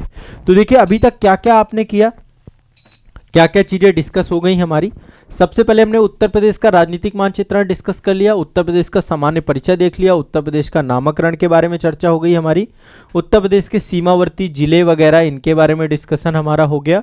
अब देखिए जो चीजें बची हुई हैं, ठीक है, उसको मैं अगले वीडियो में आप लोगों को कराऊंगा। इसके जस्ट बाद एक वीडियो और आ जाएगा आपको, अगले मतलब तुरंत ही वीडियो आ रहा है आपको, तो उस वीडियो में मैं आपको अगला, क्योंकि इसमें डेटा बहुत सारा हो गया है, उसमें मैं उत्तर प्रदेश का पूरा राजनीतिक परिचय, उत्तर प्रदेश का राजनीतिक विभाजन, और ये आपका बहुत ही इंपॉर्टेंट रहेगा प्री के और मेंस के दोनों के हिसाब से। उत्तर प्रदेश की सभी नदियों के बारे में चर्चा, उत्तर प्रदेश की सभी जनजातियों के बारे में चर्चा, उत्तर प्रदेश का एग्रीकल्चर से जुड़ा हुआ डेटा, उत्तर प्रदेश का जितना भी आपके प्रमुख संस्थान है उन सब से जुड़े हुए संस्थानों से जुड़ा हुआ डेटा।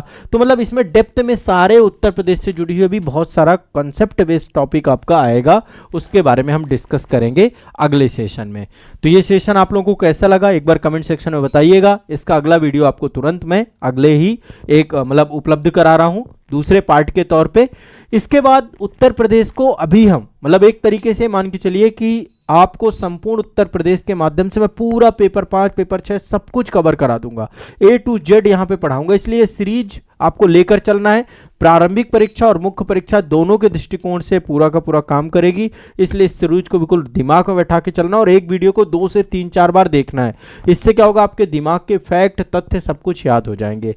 राजनीतिक मानचित्रण को एक बार दोबारा इस सेशन को देखिएगा, बाकी इस सेशन को ज़्यादा से ज़्यादा तो लोगों तक पहुंचाइए ताकि मेरी जो मुहिम है वो ज़्यादा से ज़्यादा छात्रों तक पहुंच सके। आप लोग इससे लाभान्वित होंगे, सारे बच्चे, बिल्कुल भी टेंशन मत लीजिए। मैं आपको मिलता हूं अगले सेशन में।